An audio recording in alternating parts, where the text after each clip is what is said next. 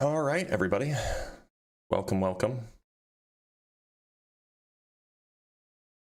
The people just trickling in.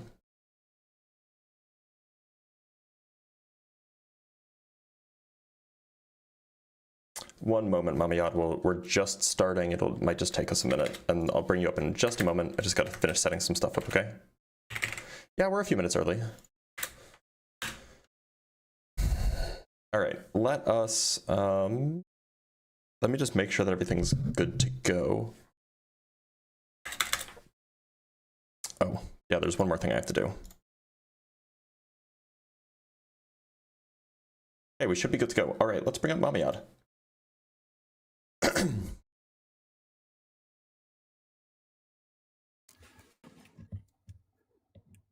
Mama Yad, can you hear me? Yeah. Mama Yad, how old are you? I'm 18. All right, and how old do you think the Earth is? Like 4 billion something. And why'd you join? I just felt like it. Okay, goodbye. It's weird. Do you have a video debunking the population growth argument from creationists? I don't, but I think Alvaro Robledo Lopez does. He's a mutual of mine and a friend, and he's a mathematician, and I think that he's done that one, but I haven't because there's not much to it. It's just wrong, and you know it's not a particularly interesting video. All right, well, we did just start, so make sure that if you're watching on YouTube, make sure that you hit the like button, you smash that like button, slam that subscribe thing, and then send the, I don't know, ring the bell, all these things that you should do. If you're watching on TikTok, make sure to tap the screen. It gets more people in here so we can get more conversations going. Howdy, howdy, everybody. Yeah, demolish the bell. What gas is burning on the sun? The sun isn't burning gas. It's an ionized plasma, and is not burning, rather it's heated by nuclear fusion.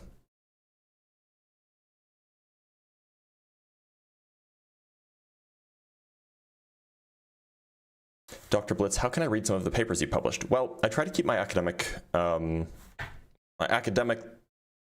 side separate from my social media, outreach, science communication, debate side, just because people can be cruel and, you know, death threats are not fun.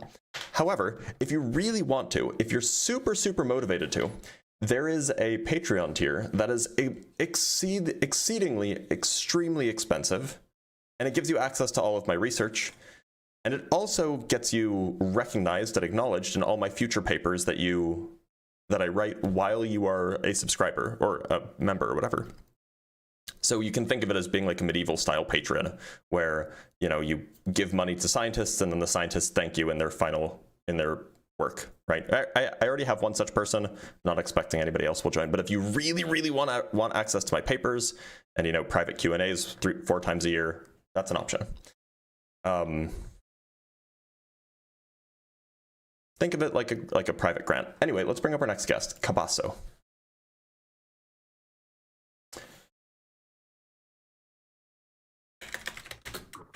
Cabasso, how's it going? Hey, how are you? I'm doing A-okay. Cabasso, how old do you think the Earth is? I'm good. Yeah, I had a Cabasso, your microphone, it sounds like you're 2.5 miles away and under a pile of pillows. Could you get closer to your mic or speak up a little bit? Yeah, can you get me now? Oh, that's so much better. Thank you. All right. So, do you want to be proven that there's God? I want you to prove that the Earth is 6,000 years old if you can. No, I want to prove to you that there's God. Well, do you think that the Earth, how old do you think that the Earth is? The Earth is 6 years old, yes. That's true. The Earth is 6 years old? Also, your microphone is still really bad. 6,000. Sorry, one more time? Let me get it well. I'll come back. Let me get it well. Okay, sounds good. Yes, you heard him right. The Earth is 6 years old. All right, let's talk to Tell Me You're Proud. Tell me you're proud. How's it going? I'm doing good. I'm not really religious, but I did have this question, bro. My friend was telling me about this. Like, I think it's called the Shroud of Jesus. Like, got like a picture of like Jesus on this like cloth. So, like, what do you think about that? So there's good research that demonstrates that it's almost certainly fake. In fact, we know that the first people who found it admitted that it was fake. Like it was discovered in the late 1200s, I think, or maybe the early 1300s. Basically, some guy brought it to his church. The church is like, this is weird. We should show it to the local bishop. They brought it to the local bishop, who then sent it to the Pope. The Pope did some investigating and got a confession out of somebody who faked it. Like it's literally a forgery, and this was written about as a forgery like 700 years ago, and carbon dating shows that it was made like 700 years ago. So I mean, it's a forgery. It's not real. Damn, that is crazy. Yeah. All right, let's bring up our next guest. Toe Muncher. What a name. Toe Muncher. No, they're not here yet. Toe Muncher, how's it going?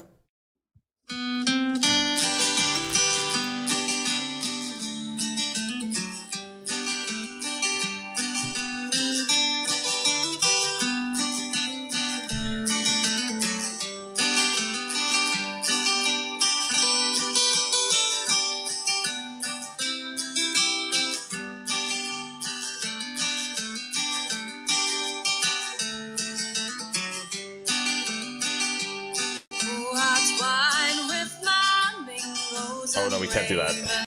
That'll get us demonetized. Yeah, that'll absolutely get us demonetized.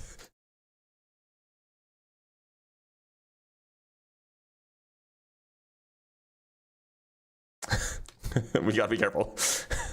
I mean, if it's just a guy playing banjo, it's fine.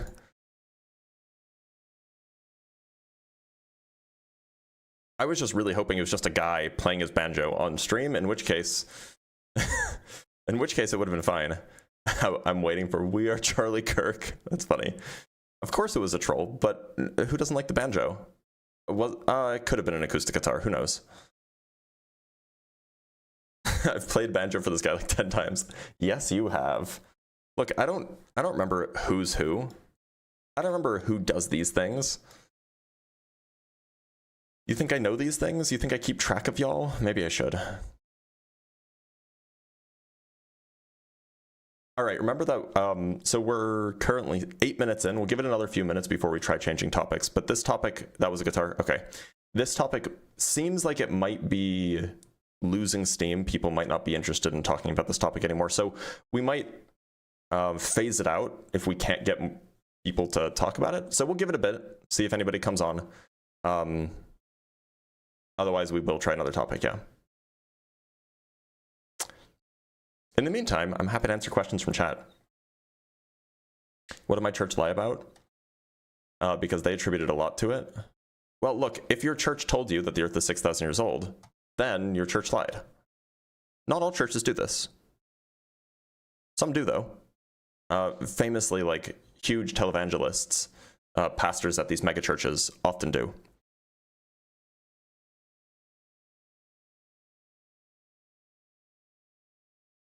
Toe Muncher, no, you can't come back. You cannot come back. What's a topic you are willing to debate, but you are not confident in? I mean, there are a lot of topics. Like generally, like I'm generally willing to debate literally anything, but doesn't mean I shouldn't. I should in public. Harith, I believe that we've spoken before. Have we spoken about this topic before together? No, we haven't. Okay, so how old do you think the Earth is? Oh, I believe in an ancient Earth. I don't know exactly how old because, well, that's why I'm here. Because, so basically, when we do this, uranium, lead, and potassium, argon dating, how do we know 100% that that's accurate? Because that's a lot of assumption and assertion involved when but you don't think it's 6,000 years old, right? Oh no. I don't believe it's 6,000 years old. But you don't trust the uranium lead dating. You don't trust potassium argon dating. It's not about trust. No, I do trust, for example, I do trust argon, but argon, nitrogen, carbon dating, because the parent-daughter relation there is accurate, because what they do, they have a lot of methods. For example, the tree, the rings in the tree, so they can prove that to you. But uranium lead, can you prove to me that is there? Are you sure that there's no assumption involved there? I mean, look, so the entirety of the scientific consensus on like a lot of things is an entire framework. And so there's a lot of parts that go into that framework. Like, for example, we need to, like when we're trying to date a zircon crystal, we need to assume that it had minimal to no lead in it when it formed. But we have good reason to think that it's not merely an assumption, because we understand the chemistry of zircon crystals, and we understand the electronegativity of a zirconium atom versus a uranium atom versus a lead atom. And that electronegativity enforces this assumption. It allows this assumption to be reasonable. Similarly, we have assumptions that, you know, the decay rate of a uranium atom into lead is, well, it passes through a lot of things, but it ends up at lead, is like some fixed number. And you might think that that's an assumption, but that assumption is backed up by the entirety of quantum mechanics. But see that, even there, sorry that I interrupted you. Do you want to continue, because I have a comment well, there? I mean, that's roughly it. Like, I could talk about what the evidence is for quantum mechanics and how we know it's true, but Yeah. that's roughly it. So, yeah, so look, for example, how do we know, for example, that throughout history, all the consistency the rate has always been consistent? Yeah, so it might if it have wasn't, then that means that we would no longer have reason to trust quantum mechanics. But we do have reason to trust quantum mechanics because we can go look out at the sky and we can see that the phenomena that are inevitably quantum in nature, things like the emission spectrum of hydrogen atoms, for example, those are the same when we look at galaxies that are billions of years, or that are billions of light years away, which means that we're seeing them as they were billions of years ago. So we can check that quantum mechanics must have been correct billions of years ago as well, and so we would have reason then to trust the consequences of quantum mechanics. That leads us to the conclusion that decay rates, for example, are constants of nature. Okay, yeah, but there's a lot of these little things. So, for example, also the daughter isotopes. How do we know that, you know, how much of the daughter isotopes were there? This is just a question. Where can I read more about this? Because I'm very interested in this, you know, in dating. So there's kind of two sides. So I think that if you probably wanted to learn about like the actual mechanism that's done, like the actual procedures, you'd probably have to go look in like a geology textbook or like a geochronology textbook. However, if you want to learn about like the basics of radioactive decay, which is probably what you're looking for, because that's kind of the bedrock, the bedrock foundation of how the whole thing works, it's probably a good idea to like pick up a nuclear physics textbook, and there will probably be some background that you need, but I imagine that probably in the preface of the book it'll tell you what you need to know before you understand the book. Yeah. Also, you know, some of the half-lives of them is like 20 billion, like even more. You know, the age. I mean, so, yeah. The half-life of that is like 20 billion. Like, yeah. So can you explain that a little bit as well? Yeah. I mean, so the thing is a half-life is a number that basically tells you how long it'll take before half of the stuff decays away. But it also tells you, based off of the half-life, you can also predict how long it'll take for a quarter of it to decay away, or for an eighth of it to decay away, right? And so in fact, the half-life tells you if you have a certain amount of the substance, how frequently you can expect a single decay to happen. And so what you can do is you can just get a Geiger counter and stick it in front of a large sample, like a big block of, you know, what's the bismuth, for example. Bismuth is metastable, has a very, very long half-life. You can just take a Geiger counter, stick it in front of a big block of bismuth, and just count how frequently you get a radioactive decay. And then you can use that to determine the half-life. Exactly. So there is one, I think even one of them is, I think it's up to trillions. Yeah, that's bismuth. That is to trillions 4. Yeah, it's ridiculous. I mean, but just like I said before, you know, with bismuth 209, I guess. I mean, it's not ridiculous. The thing is we can calculate these things. I mean, yeah, like, you know, there's a reason why we have numbers for these, and it's not because it's just a random assumption. Oh, no, that I get. But, you know, carbon dating for carbon-14, for example, that they can prove it to you, so 100%. I think it's 5,730, if I'm not mistaken. Something like that, yeah. Yeah. So that one, 100%, I believe it. But as for the others, I remain skeptical. But I'm very willing to read more about them. Yeah. So look, Another question I have. Just be clear before we move on, and then I should probably let you go because we're not really. This isn't really on topic. I'm happy to talk about it, but so just to be clear, you understand that like if you have say a kilogram of something, then and you measure that with like a Geiger counter, you know, just a little radiation detector that makes a click every time it picks up a radiation. If you measure how frequently you get a decay, a single atom decaying, that you can use that to calculate the half-life, right? Yeah. Okay, as long as we agree on that, then the intuition should follow then that even for something with an extremely long half-life, if you have enough of it, you can measure radioactive decay, individual radioactive decays, which will then allow you to calculate how long the half-life is. Yeah. Just one very quick one, okay? Yeah, you sure. know, with because I think you talked with flat earthers. I'm not a flat earther. I believe in global Earth. But I found something very, very interesting. You know, Einstein's relativity. If you do a rework with the maths there, with Tychonic model, you know, geocentrism works very, you know, just as fine. So geocentrism is not the same as flat Earth. That's the mistake that flat earthers make.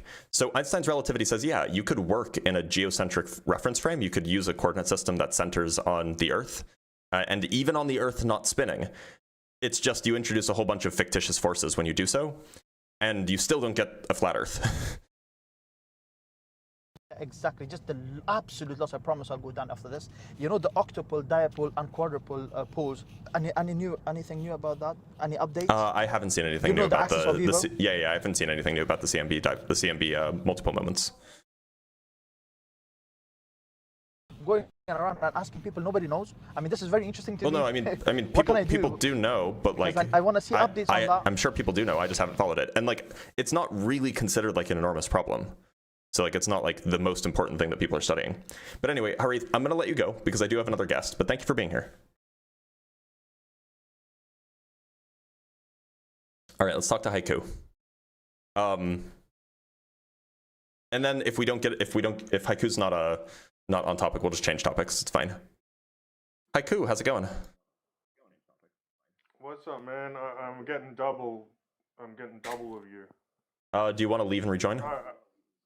No, I think you're fine. Okay, so Haiku, how old do you think the Earth is? I think it's probably as old as science dictates it to be. But okay, but then why'd you join? We should get into.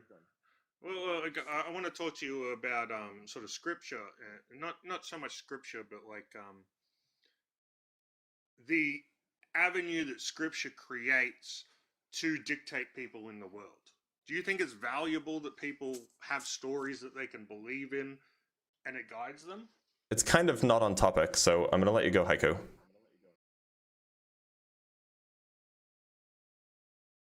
Sorry, one sec, y'all. Got to take care of something. And then it's Daniel. We can talk to Daniel again. One sec. We'll bring up Daniel in just a moment. I just got to take care of something.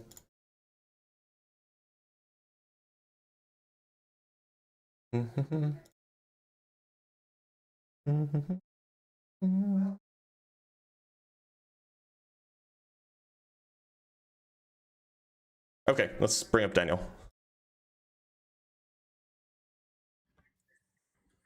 Daniel, how old do you think the Earth is? Dr. Blitz.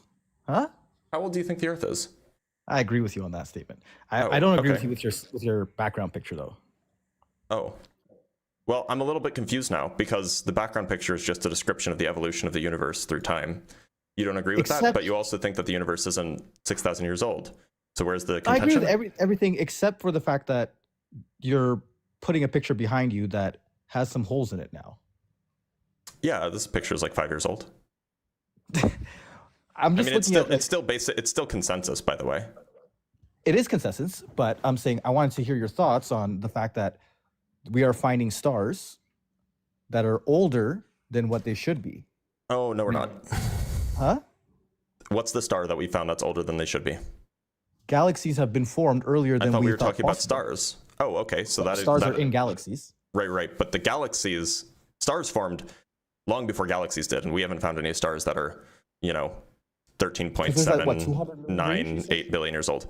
But the point is yes, we found galaxies that are more structured than we thought they should be, but we thought they should be less structured based off of our understanding of how galaxies evolve in the modern era. So all that means is that James Webb did what we expected it to do, namely, it taught us more about galaxy evolution in the early universe. Okay, does this cause an issue with the Dark Ages length of time? Perhaps. I mean, by Dark Ages, you just mean before stars? Because no, not really. If by Dark Ages you mean before structured galaxies, then sure. But like, okay, so what I'm trying to get at is that we have this cosmic microwave background, right? Mm-hmm. And we see that as 13 whatever billion years, 13.8 billion years or whatever. Mm-hmm. And we see that because of its uniform temperature, it gives clues to a hot plasma beginning state. Am I correct so far? Mm-hmm. We say there's a time. Is there a time in science that says from that cosmic microwave, you need this much amount of time to form a star? The models that we have suggest that it takes like at least 10 million years or so before stars form. Oh, that little. And those stars would only last a few million years, yeah.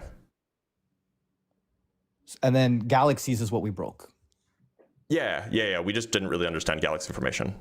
At least early universe galaxy formation. That said, we weren't so far off.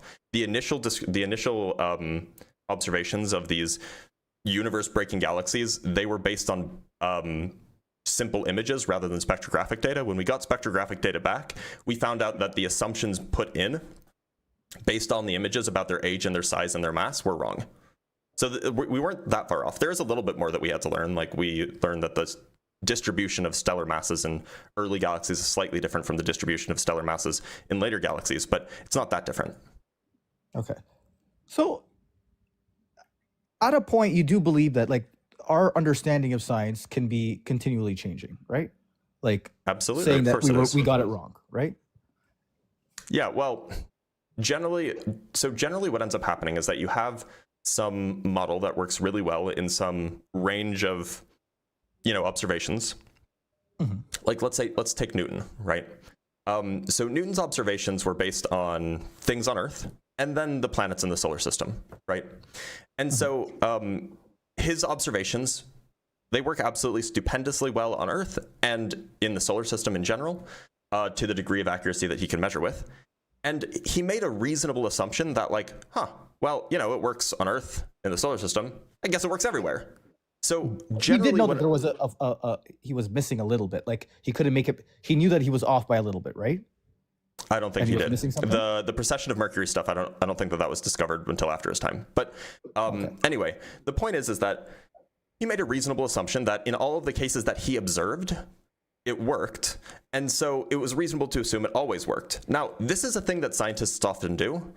Given the data that they have, they extrapolate as broadly as they can. But that's often where the mistakes come in, the continued extrapolation to spaces where you haven't made observations. So in the case of galaxy formation, what happened with James Webb is that prior to James Webb, we had Hubble. And with Hubble, we made certain observations about galaxy formation. And we said, well, up until 10 billion years ago, galaxies always evolve in this way. And so we can reasonably say that, this must be how galaxies always evolve. But it's that generalization that gets filled in with new data, that gets filled in and gets improved upon. It's the same way with Newton that happened with black holes. Like Newton was completely wrong about how gravity works for extremely massive things. But he didn't have that information. So that's the place where the science was wrong. But the science wasn't wrong for, dropping a pen on Earth. That was correct. The science wasn't wrong for galaxy formation 5 billion years ago. That was correct. It's just when we get new information in regions that we didn't have before, we expect that our models should change in a way that doesn't change what we currently have, but adjusts to include the new data. And I don't know if that's wrong or if that's just like getting wider. So I feel like saying what you said, we have distinct observations of the cosmic microwave background, but we are really inferring what created that. Are we not? we're inferring what created the cosmic microwave background. Yeah, we say that. I mean, okay, based generally off of the science is temperature, the inference. uniformity, and all of this stuff, that it relates to a hot plasma state. Right. at the I mean, that's beginning. not the only reason why we think that you have an early hot dense state 13.8 billion years ago. It's not just the CMB. Yeah, but we have a lot of, but we can't see anything. We can't observe anything past that. So everything that we're, I mean, okay, so it depends. thinking- I mean, like in some sense, like we can observe baryon acoustic oscillations, which are past that, but these are not like, it's not like individual, it's not like a thing giving off light, but rather it's like a structure that we can like see in the universe. And similarly, like there's like we can see the history of Big Bang nucleosynthesis by looking at the ratio of hydrogen to helium in the universe. but no, But whoa, like whoa, whoa. those are like observations. It's not like literally seeing. Exactly. That's what I'm saying. So what we're doing is we're saying if we had a hot plasma dense state, we would get this amount of hydrogen in the clouds, this amount of helium or whatever. So it matches. We make up something and then we go, this matches what we're seeing. Like it would work, kind of thing. But at the end of the day, past that cosmic inflation and the CMB, we're really kind of just saying what we see today, what can we match that with that we can create ourselves behind it? So you're just complaining about the entire scientific process? Because the entire scientific process is we have some observation, let's come up with a hypothesis that matches that observation, and then we'll try to test that observation and see if it makes test that hypothesis to see if it makes correct conclusions. And then if it makes correct conclusions, then we say, yay, our hypothesis has evidence for it. And if it doesn't make correct conclusions, we go back and we either modify it or we start over at the drawing, or we start from square one. Right? That's the whole scientific business. Yeah, So listen, that's it's fine. That's what we're doing. That's what we're talking about. My issue is that the amount of like belief and saying that like because this kind of fits or whatever, we have to realize that at the end of the day, yes, the evidence fits whatever you made up, but it's still made up. So your complaint is just that the way that we come to conclusions in science is forming a hypothesis and then testing the hypothesis? I have no problem with the way things are done. Okay. But once you come to a theory or a resolution, you have to say that this made up scenario. All ideas are made works. up. Wait, what? All ideas are made up. No, they're not all made up. Literally all ideas are made up. That's what ideas are. They're produced by the human brain, right? There's a difference between having a hypothesis on Earth that's testable and verifiable like thing, and then testing something that is not like you can't. What do you think people do when they make a prediction using a model and then verify that prediction by observation or by experiment? That's what is done, and that's why we think that the Big Bang happened. That's why that's consensus. Like when someone was talking about an atom and made a theory about it, whatever. When we got to see the atom, that was confirmed. Like, okay, we have. It was confirmed way before that. No, see, that's the thing. But until it's seen, it's not confirmed. Really? Is that what you think? Yeah, that's why it's called the Big Bang Theory, right? No, that's not why it's called the Big Bang Theory. Why is it? Theory doesn't mean guess. Theory is not as opposed to fact. Yeah. I think you're a little bit confused about what a theory is. A theory is a type of scientific explanation. It has a mathematical component and it has an interpretive component, and then it's tested with data. That's what a theory is. It has nothing to do with whether it's true, false, a guess, not a guess, observed, what like. So, but there's a difference between the speed of light is this constant that's measurable and the theory of relativity, let's say. There's a difference. Well, it's a category difference, right? A theory is much larger than a single observation or a single fact. What I just feel like in the community, theories have in what community hold too much weight and are not explained to the fact of the guessing it is. So like to the nature of the guessing. That might be a valid critique if you were in the community, but you're not. So I don't think that you really know what you're talking about. Valid. Well, no, I mean you said in the community, but you're not a part of that community. You're not familiar with that community. So like why? Okay, how they portray it to the layman? How about that? The reason why they're portrayed to the layman. Well, okay. So by the way, I do have some contentions about the way some things are portrayed to the layman because it's not particularly accurate. But the way that, for We don't have to example, the Big disagree here. Bang, We can agree on some things. It's the not reason horrible the reason stuff. why the Big Bang is portrayed as like being a thing that actually happened is because the evidence for it is overwhelming. The evidence for it is overwhelming because we set the initial conditions. We didn't do anything. We produced a we made hypothesis, up and then the we initial checked that the hypothesis is true. Yeah, We but we verified still it. made up. So there's an infinitely other. We made there's up an atoms, infinite too. amount of other initial conditions that probably could explain the same thing. There's an infinite amount of other explanations for how atoms work that could have explained the same thing. But we still think that atoms work in a certain way because that's what the data says, and that's not made up. I think what do you think is the difference between so how do you think that we see atoms? What do you think we actually do? There's a microscope. You can't see atoms with optics. Not Can't inside use of light that. you can't see atoms with light. That's electrons, though. Yeah, electrons are not light. It's an You can't electron. see electrons. The waves. Right, you're right. You cannot see electrons. Yeah. And so the way that we see atoms is with an electron microscope. You understand that?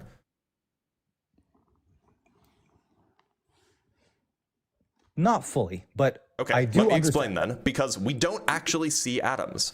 So what we do is we take basically a beam of electrons, and then we shoot them at like something, and those electrons bounce off in particular ways, and then we produce an image based off of the way those electrons bounced off of the thing. That's pretty good. That's good enough for me. That's like a LiDAR system, right? Yeah, except we're not actually seeing them, and there could have been a million possible explanations for why the electrons bounce that way, without it actually being, atoms made of protons and electrons and neutrons and all of this stuff, right? Like, there could have been a million possible explanations, but for some reason you accept this, and you don't accept the Big Bang. No, Or rather, you think that the atoms it's are not a bouncing off guess, but the something. Big Bang is a guess. It's bouncing off something. How do you know? There could be an alternative explanation. Give me an alternative. Yeah, that metals just have metals just don't like electrons, and so the electrons are just afraid of it. Oh, and it's a repelling force, you're saying? No, it's not a force. Electrons are just afraid of it. They just turn around. Oh man.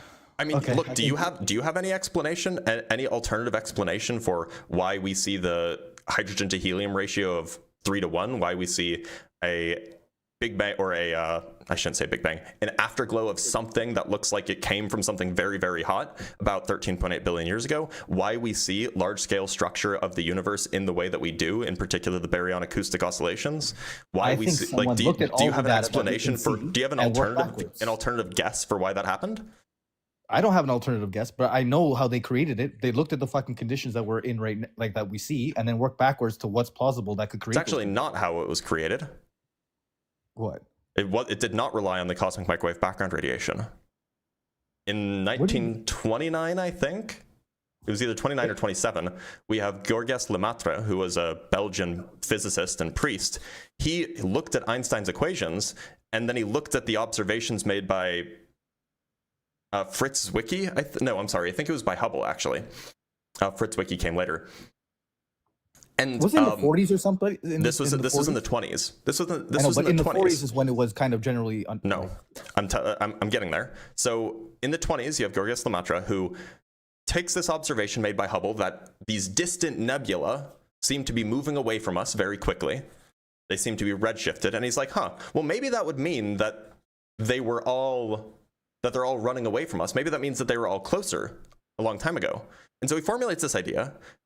He called it the primeval atom, and it kind of languished because that was only really like the one piece of evidence for this claim that, if everything's moving away from us, then it must have been in a smaller place in the past. But the idea wasn't really supported by any other evidence. There were other ideas that were more prominent. And then in the 60s, it took like 40 years. In the 60s, the cosmic microwave background radiation was detected, which was about 10 or 15 years after it was predicted if Lemaitre's idea was true. So Lemaitre produced this idea in the 40s, 50s. They predicted that if his idea was true, then we should see the cosmic microwave background radiation. And then in 1964, what's their name? Wilson. Wilson and I think Wilson's right, but I don't remember the other name. I used to know their names. Anyway, they discovered the CMB, which agreed Yeah, due with to the predictions assumption. that were made. So, no, not due to an assumption. They just discovered the CMB, and that agreed with the prediction that was made. That's how we do science, right? I like that science. That's better. That's how we came to the conclusion that the Big Bang happened. Okay, and I'll agree with you that has more. I infer more prestige on someone looking at it in that sense. Penzias and Wilson, that's who it was. Yeah, Penzias. Arnold Penzias, I think was his name, and then Frank Wilson. Anyway, Penzias, yeah. But so like that's how we do it. So I don't.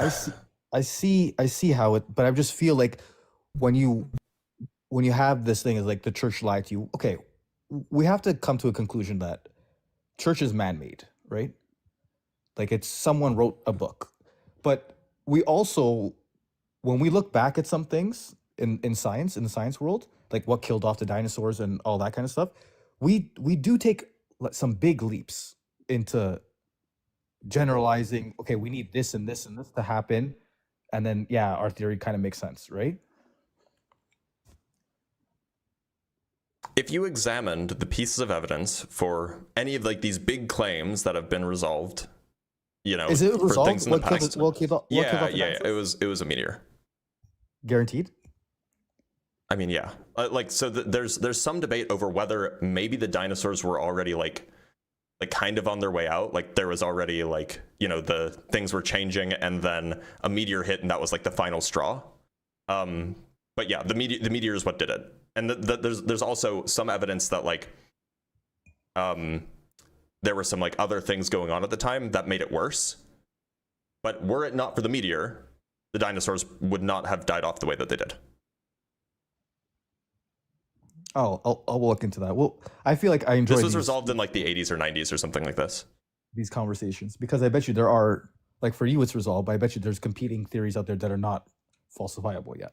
There's always competing theories to everything. That doesn't make those competing theories like valid or worth consideration. Because you did say last time that a black hole going 99. Can we talk about the whole Australia thing just quickly? Yeah, if you want to. Did you have time to I think feel about like it? I got a lot of slack in my DMs. Yeah. And a lot of people thought that I didn't think Australia existed, which was not the case. Correct? I imagine that you think Australia exists, that you're very confident that it exists, right? Yes. Yeah. And which is reasonable.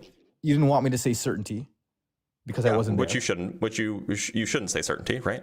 So we agree on how I answer that. Correct? You would answer it the same way. I would answer it exactly the same way. Okay. I want to clear that up.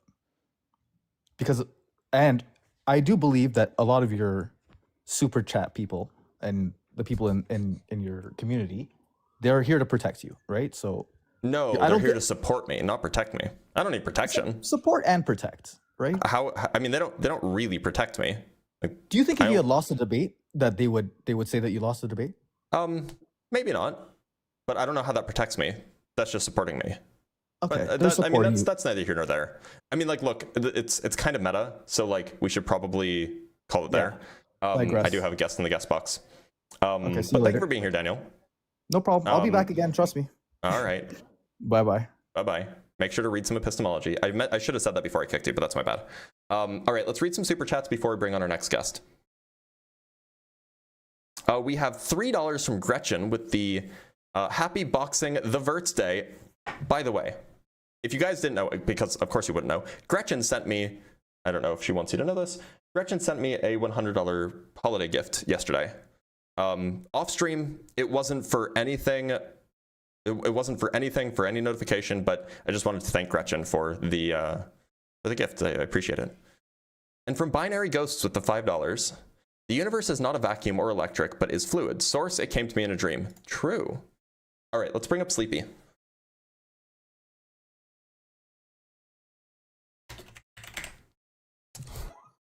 Sleepy, Hello? how's it going? Good, and you? I'm doing all right. How old do you think the Earth is? I don't really know. Hold on, how old are you? I'm almost 20. What's your birth year? 2006. Okay. You just have a young voice. That's fine. Okay, so you don't know how old the Earth is. No, I think it's like 4 billion years old, roughly. Well, then But you I agree. don't think. Yeah, I don't think that your claim is what Scripture says. I'm Muslim. I never made the and it claim also that that's what says Scripture says. Your church lied to you about science. Right. I didn't say Scripture lied to you about science. Okay, yeah. But in the Quran it says that the universe was made in 6 days. Mm-hmm. But if you consider the ratios of it, it actually aligns with science, which I think is evidence for God. Okay, that's cool, but it's not on topic, so I'm gonna let you go. Let's talk to Hirui. Hirui?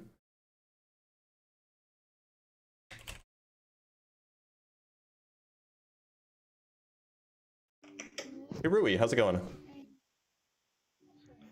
Thank God, I am fine.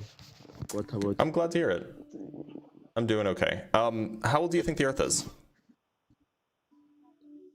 couple of thousand of years? Like Okay. 10 or 11? Okay, couple of thousand years, 18 or 11, fine. Yeah. And why do you think that?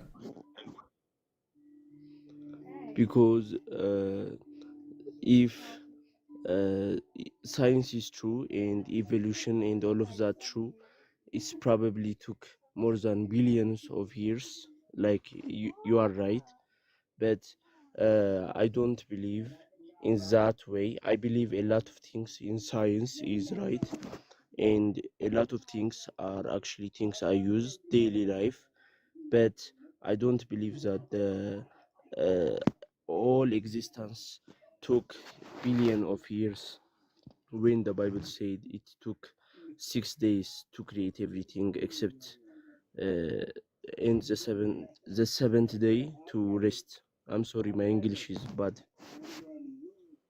That's fine. Look, so if I don't believe in the Bible, why should I believe that the Earth is 6,000 years, or that the Earth is only a few thousand years old? Because you should believe in God in general. It's But not about look, whether or not I believe in the Bible, whether or not I believe in the Bible, there's like loads of scientific evidence that the Earth is very, very, very old, on the order of billions of years old. So why should I throw that away when like we can just check it ourselves? What is one of the like explanations that the Earth is incredibly old, for example? So we can see the results of seasonal changes in Antarctic ice cores. So you just drill a big hole in Antarctica, you pull it out, and you can look at the layers of ice, and you'll see seasonal changes, and you can count them, and you see more than 100,000. Okay, but when we say seasonal changes, what are we talking about exactly? Just so there are seasonal changes in Antarctica. As a result of the temperature changing, you're going to see different kinds of ice present in the ice cores. You will see different thicknesses of those different kinds of ice because it's warmer in one period and it's colder in another period. You also see different amounts of snowfall, etc. You will also see different atmospheric composition of the gases that are trapped in the ice, by the way.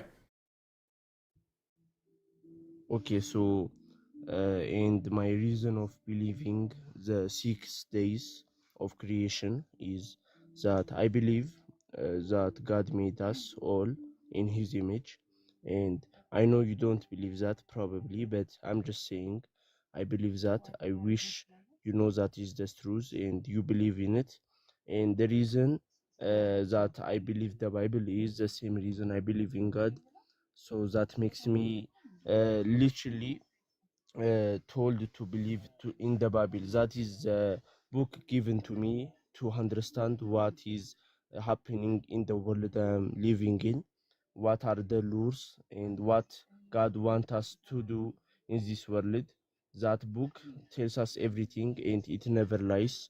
And it says that all things were created in 6 days, and there is no reason for me to say that is not true because of temperature changes in But ice. there's a lot. That's not the only piece of evidence. Like, Yes, basically I all know, of the I'm evidence that we saying- have points to the Earth being very, very, very old, right? Like, we could also go look at the rate of sedimentation, right? So if you go look at the layers at which the layers of rock formation, those layers can be dated, and we can figure out how long it takes for those layers to form, and we can count the number of layers. We can also go look at even like radiometric dating. You go look at how quickly, how long it takes for things to radioactively decay, and we can go figure out how long they have been radioactively decaying based off of, you know, the kind of substance that it is. And you get to billions of years that way. We can go look at how long it takes for, well, this is another type of radioactive decay, but you can look at how long a certain piece of rock has been exposed to the air by looking at how many different kinds of radionuclides you get from space. Like, there's so many pieces of evidence. It's not just temperature changes in ice. But is those evidences told to us, or did we see it? Like, you can go look at it yourself. How? Where? Go to a university and study geology. Go to a university and study paleontology. Go to a university and study physics, and you will have the tools to do this yourself.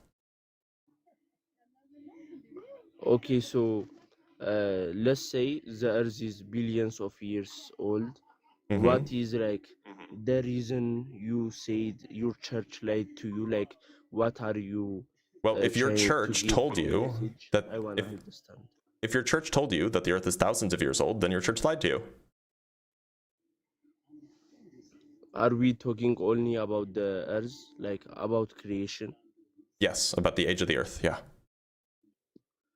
But to tackle that matter, we need to go a little off topic.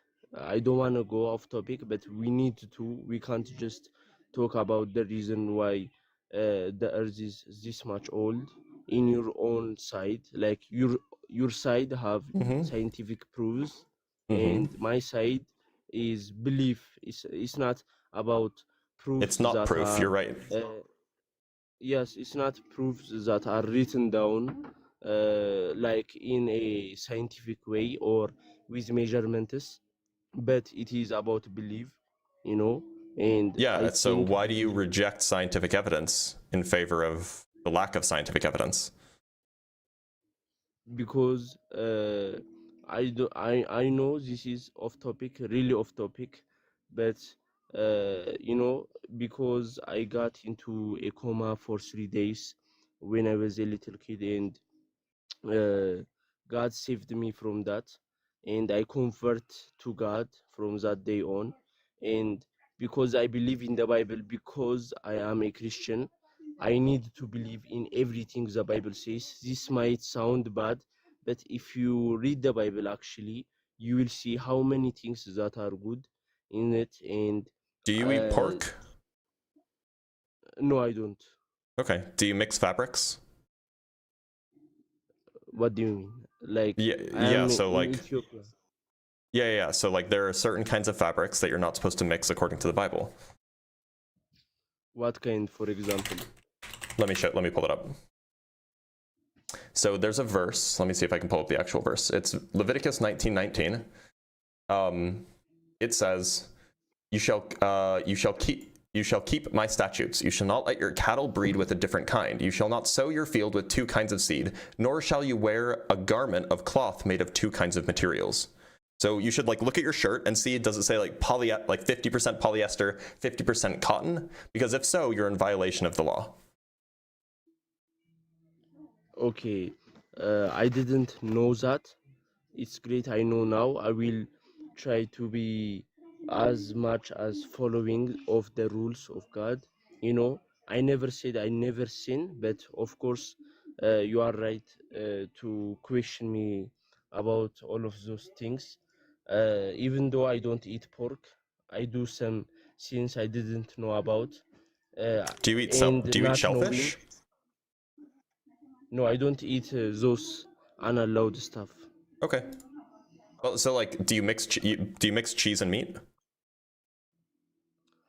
No. Okay, good. So you're like sort of keeping kosher, which is, you know, good.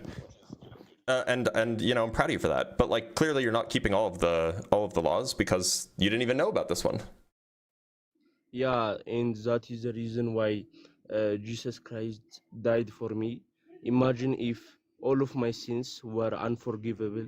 I will be going to hell regardless I believe or not. This is the reason Jesus Christ died for me, and the reason I believe instead of proofs.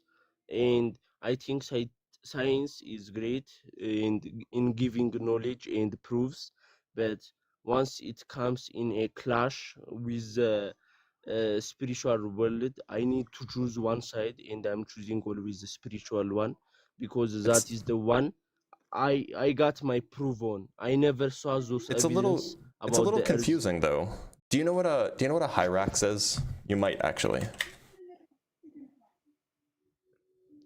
What does it say? Okay, so you don't know what a hyrax is? Let me show you what a hyrax is. You might actually be familiar if you said you're from Ethiopia. I think hyraxes are present in Ethiopia. I think. Yeah, they live in including cliffs. Are you familiar with this kind of animal? What type of animal? Is it a hairy one? You can see it on the screen. No, I can't. There is nothing on the screen. Okay, it's like a small. There is. It's like a small animal. It's like it's like the size of a loaf of bread. It has, I don't know how else to describe it. It has small ears. I saw it. Okay, you saw it. Right, There right. was So a delay. yeah. So they're also called rock badgers. And there's a and famously they don't chew their own cud, right? They don't chew cud. They don't have the organs to do that properly. However, if you go look in the Bible, it explicitly says that they do, because it looks like they chew cud, even though they don't actually chew cud, right? What they do is they'll sometimes like eat their own poop rather than eating their own, rather than throwing up their food and then re-eating it. And so, but if you go look in Leviticus, it explicitly says that the rock badger, the hyrax, is something that is forbidden to eat because it does not eat its own cud. Sorry, because it does. Yeah. Even though, let me pull up the verse, and then I can show you what I mean. Leviticus 11:3-8. Let's pull it up. Here we go. Hopefully you can see this. We can just use the. See it at the same I'll time. read it for you. Everybody else can see it. So it says, and the rock badger, because it chews the cud but does not part the hoof, it is unclean to you. So this is giving you the rules of what you can and can't eat, right?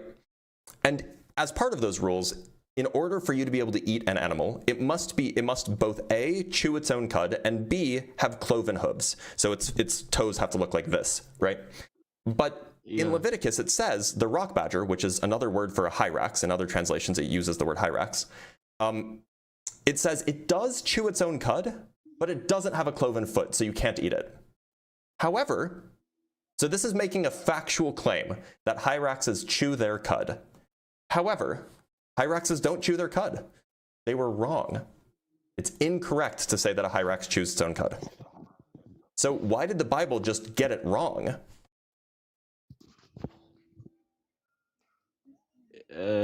I will admit, I don't know why, but again, I won't go on the science side, even though apparently this is correct and fact. I am still on the belief side, and what I was trying to say about the Earth's age is because there are some evidence that are scientific, but I never saw them. I never, I don't have the ability to see them or check them. Yes, you said go to university, but that is not a joke. That you can't just It's go not a to joke, but also university your life with will a be taxi. better. I mean, That like is if you can years make it happen. of studying, years. No. So look, I understand that going to university is serious. Not everybody can afford it. It's not accessible to everybody. But it is true, if you go to university and you study a science like geology, like paleontology, like physics, your life will generally be better afterward anyway, so long as you pass and you finish the degree. And so like it'll make your life better, right? Like you'll be able to make more money, etc. And you will learn the tools necessary to answer these questions. Okay, but it won't give me the answers for those questions, because if you said the Bible is wrong, and as you showed me, and if it is, that doesn't give me any way of to answer anything, even if I study and go to a university. If it is wrong, it's wrong. But I don't believe it's wrong. I'm not saying it's wrong. I'm just saying uh, those questions you are asking me are just statements, and they are not questions. Why the Bible got it wrong, I don't know, and Well, why studying in a university would answer that. look, so studying at a university won't answer. Well, okay, it depends on what you study. If you studied like the ancient Near East, then you probably would learn why the Bible got a lot of these things wrong, and you'd learn it's because it was written by people, and the people got it wrong because people can be wrong about things. But the reason why I brought up going to university for physics or geology or things like this is because you can learn the methods and the sciences that you would need in order to figure out the age of the Earth for yourself. And then you could come to your own conclusion. You wouldn't have to rely on something some guy wrote down. Okay, I mean, if you can, don't be disrespectful and don't say some guy wrote it down. I was talking about the Holy science, Spirit. the science that some guy wrote down. You don't have to believe the scientists. You can just do it yourself. Okay, sorry. Anyways, I have a question for you. If Mhm. you believed in God, would you believe that the Earth took shorter time to be created, like No. 6 days? Even though you believed in God, and There are you plenty of believe in people who the believe in Bible. God who also think that the Earth is 4.5 billion years old. I mean, that doesn't really answer the question, because there are people who are, gay, but say they are Christian. Yeah, so I would and just those I would figure out a things way. If I clash. believed in God, I would figure out a way to make my belief in God consistent with the scientific data. I wouldn't throw away the I mean- scientific data because that is, I'm sorry, like that's irresponsible and intellectually dishonest. Some Christians believe that the 6 days were a way of saying God, in our beliefs, 1,000 of years are just one day for God. So this might be the way of God counting 6 days, but for us it is much more. This is like different belief systems people have in our religion, in Christianity. You could just see it on TikTok. There are so many people explaining it in their own philosophy. Yes, what I'm saying is that their if I own believed in ways. God, I would not believe in the Bible literally. Because that would be in conflict with everything that we know about the way the world works. But don't you think surviving to the next important internal life is more important than believing in science? Nowhere. So, by the way, in... nowhere in the Bible does it say that you have to believe every word of the Bible is true. I mean, like if you're a Christian and you believe in the New Testament, you just have to believe that Jesus is the Messiah. You don't have to believe anything else, and you go to heaven. No, it's not that. In that way, first you need to believe in Jesus Christ as your Lord and Savior, and you need to be baptized, and you need to be following God's rules. You can't just believe in Him, go to a That's church. not what a lot of Christians say. But look, I'm not a Christian. I don't believe in God, so it's relevant for me. But if you believe in God, my ideas will be clear more, because again, this is more about belief than studies and numbers. Right, then maybe you should not believe in God if that's what's required in your view. But that is the whole point. Believing in God. You said the word yourself, believing in God, not understanding, not explaining the way God works. It is about believing. And one person said this before, and I will say it again. the Bible is more about believing than understanding. I don't understand why it said that animal doesn't chew or choose his own, whatever it said. But I believe more than I understand, or more than I try to understand, because Okay. if we try to understand everything, it is impossible to comprehend the universe itself, let alone the creator. So how can we try to understand God even though we don't Look, understand the full Hirui, system of it looks like what? you're not interested in actually examining evidence, which means that there's not really a Okay, conversation to let's- be had. So I'm going to let you go, but thank you for being here.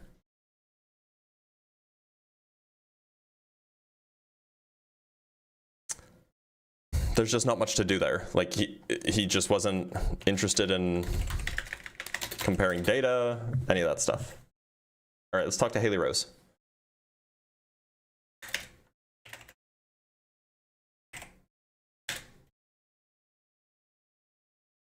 Haley Rose, how's it going? Oh, not here yet.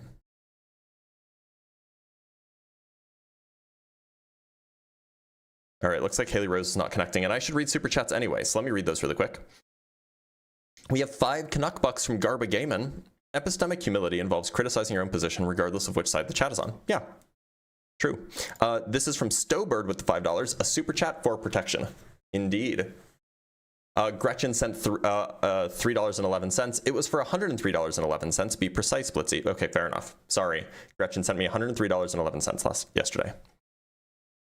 Jack Snipes with the $2. Timu Thor is tripping. From Binary Ghosts with the $10. Thank you, Binary Ghosts. This guy doesn't believe in Santa, so really every super chat I give is actually a curse. One day soon, this Santa denier will have all that he values turned to coal. Santa wills it. I hope not. I like my things not being coal. And from Mustache Max sending 5 Dr. Blitz Debunks gift memberships. Thank you so much. So I should actually let people know. These gift memberships aren't for nothing. They're like $4 or $5 a month on YouTube. On Patreon, it's like $5 a month or something, and then on TikTok, it's like $5 or $6 a month or something like this. And if you get membership, you get A, access to emojis. These are emojis that are unique to the channel, which are fun and are sometimes relevant for the conversations. And B, you get access to my debate notes. My debate notes are, a work in progress. They basically, whenever I learn something new, I get a new piece of evidence, I hear a new argument or whatever, I add it to the notes and then I categorize it, and you could get access to those too if you want to, and it's just $5 a month or so. And they're ever changing, of course. Of course, don't do it if you need the money, but if you have thrown around money, why not support a streamer that you like? Anyway, from Binary Ghosts with the $5. All this stuff about the age of the earth is just rude. Personally, I think she doesn't look a day over 39 and still gets carded when buying alcohol. True. And from Man of Tomorrow with the $10, imagine how selfish you gotta be to think someone being unalived over 2,000 years ago covers for the sins of random people across the planet. Yeah, it's a little bit confusing, isn't it? And from Amari's Joaquin Lin, that's a name, with the $10, do we still have some of the trees that are older or they disappeared? We do have tree ring data that goes back like 14,000 years or something like this. I'd have to go find the source on that, but yeah, roughly what you can do is you can take trees and tree rings, and then you can sync them up with other tree rings from dead trees. So you take trees that are like alive or we know when they died, and you can count tree rings back for them. And then you can sync up those early tree rings of like the new trees with the late tree rings of older trees. So you can get like a continuous dendrochronology back like 14,000 years or something like this, which is really neat. All right, y'all, we are going to change topics because nobody can stay on topic anyway.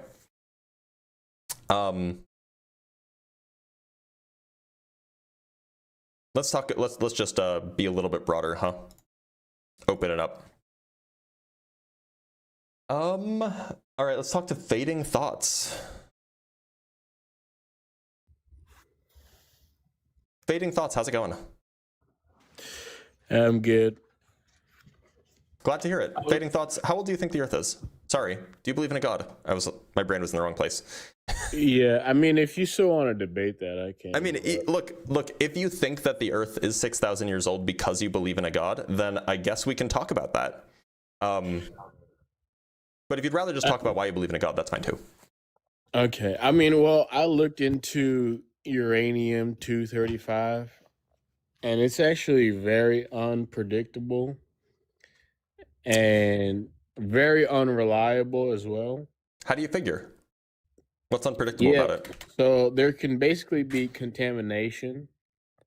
Contamination of what? Let's see. So what I heard is that different dating models, dating methods, they all disagree with each other, right? So if you use carbon dating, hold on, it sounds like you're changing the topic, because it sounded like you said that uranium is unrelated or is unreliable. And if uranium is unreliable, then and because of contamination, then why not just talk about that rather than bringing up some other carbon date or some other dating method? Okay. So contamination is basically in the rocks and the soil. Which rocks? The crystals that they do the stuff from. Yeah, so what kind of contamination can happen? I mean, just when they're taking their measurements and stuff, that's a highly precise measurement, right? And they're doing something that requires the precision of billions of years. I think that any mishap in the laboratory would kind of mess that up. So what would you say what kind of crystals are we talking about here? We're talking about the crystals forming underground is what I remember. I'm pretty sure that's all of the crystals. Which kind of crystal? That's contaminated? I mean, like, clearly you've looked into this. I don't want people to think that you didn't look into it. So if you could just tell me, like, which crystals you looked into that were contaminated and what they were contaminated with, I'm sure that would assuage everybody's worries that you don't know what you're talking about. Yeah, so the crystals underground, when they form, like, some of them, like, I guess the way I heard of it was probably an analogy. Some green beads start turning into blue beads over time slowly. And some stay green, some turn blue. And the problem is that the uranium atoms, not all of them switch to lead atoms. Is that correct or not correct? Some stay as this was uranium atoms. This was a question about contamination. So what are the crystals that are contaminated? What are they contaminated with? I'm explaining it to you. Uranium. Well, why don't you tell me what the crystal is? What kind of is it? Is it a quartz crystal? I don't know. Is it a salt crystal? I mean, what kind of crystal is it? You know, so why don't you just tell me? Well, look, I mean, you said that you looked into this, and you said that, like, contamination is a thing. So I imagine. I'm sure you look more into it. You can give me some. Are you telling me that you don't know? No, I looked into it enough to know that it's a load of baloney. But you don't know what the crystal is called, which is like the quintessential thing it's like the first thing that you learn when looking into this. No, it just said crystal. I mean, why does it matter what kind of crystal it is? Because the kind of crystal it is, the kind of crystal it is tells you precisely what kind of contamination can happen. It sounds like you didn't actually look into this at all. I mean, when you're reading, when you're reading something that's not in your industry, I would assume you're not going to go into the most scholarly level of it. I mean, I'm reading the layman's term. Where'd you look? Some science article. Okay, maybe we can find it peer together. Reviewed. Do you remember what it's called? Do you remember who it's by? Do you remember maybe the title? I can pull it up. No, I don't remember the title. You don't remember the title? Do you remember what it was about? What website it was on? So basically, I asked, why is uranium-235 unreliable? And it just gave me a whole spiel. Okay, so you asked that to ChatGPT, is what happened. I never said ChatGPT. Did you use Gemini? I mean, look. Be honest, lying is a sin. So basically, it gave me a very detailed response. What did you use? Did you use ChatGPT, Gemini? What did you use? Grok? I use Gemini, which is really good, actually. You use Gemini, great, and then you asked how it's unreliable, and so it's going to give you things that are unreliable about it, even if they're not true. That's not true. It absolutely is, because if I went and I asked Gemini, how is uranium lead dating reliable, it would give me reasons, right? It will give you whatever you want to see. Okay, so I mean, I can just to be open clear, that. Just to be clear, Fading Thoughts. Did you look at the sources it gave you? Like, did you read them? No, I don't. I'm not sure if ChatGPT does. I mean, Gemini does that. So I know ChatGPT does. So, Fading Thoughts. Then, why'd you say it was peer-reviewed? Why'd you say it was an article? It wasn't either of those. Why'd you lie to me? Okay, let me ask you this: is it not trained on what other people have said? Yeah, and it can be trained on like blogs. Sure, but who the hell is talking about uranium-235? I mean, plenty of people. Plenty of blogs talk about it because it's a hot topic with regards to creationists. The point is that you lied to me. It's not from an article. It's not from something peer-reviewed. You lied to me, and lying is a sin. No, you don't know that. You don't know where it's from. How can you say that it's technically from a peer-reviewed article? Okay. Can I just read out? I found the chat from like 2 months ago. Can I just read out? Okay. So decay rates might have changed, and this is actually something. Okay, what's the source? This is actually one of the biggest points because. What's the source for the claim? I'm going to ask it for sources here in a second, but okay, I mean, then I'm not going to believe it until I have sources for these things. So, I mean, if you already know about uranium-235, why don't you just drop your rebuttal instead of asking for a source? I mean, I'm happy to, but the point is I was first destroying your, what's it called? Your ethos. Because you don't actually know what you're talking about. You asked ChatGPT to tell you what you wanted to hear, or Gemini rather, to tell you what you wanted to hear, and then you didn't check the sources. You didn't check that these claims were true. You just believed them because it agreed with your beliefs. So that's why I was pressing you so hard. Now, the reason why this is super matter, the reason why this super matters is because the way that we do uranium lead dating is we look at zircon crystals, at least mostly.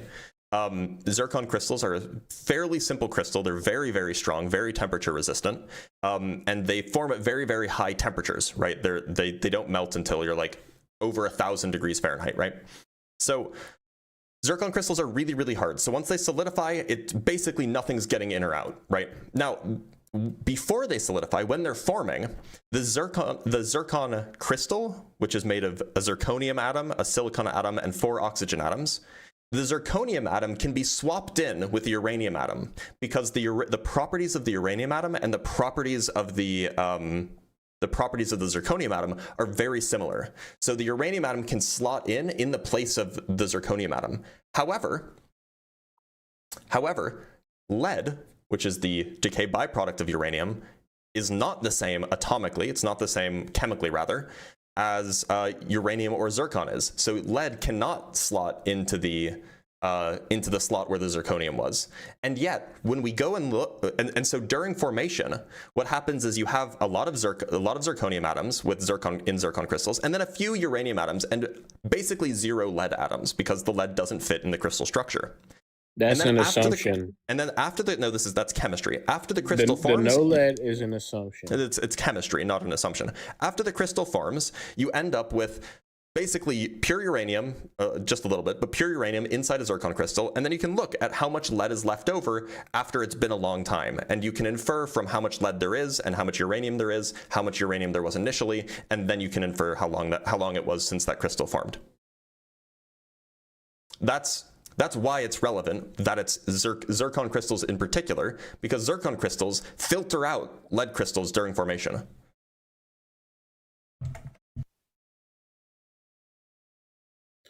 Okay, so even if there was even a small amount of lead initially, then all your calculations, I mean, the age could be like artificially old. Do you understand? So are we not making an assumption? Do you have that? Well, so look, this is basic chemistry. No. It's just based on the electronegativity of the zircon crystal. Claim. I don't need evidence. Wait, no, I'm sorry. I'm sorry. The evidence is that this is how chemistry works. These are the chemical properties of the zircon atom, or the zircon, single cell rather.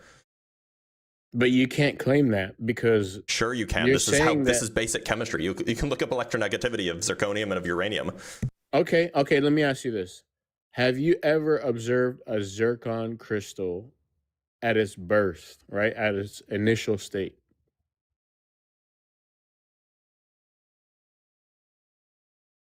Sorry, what'd you ask?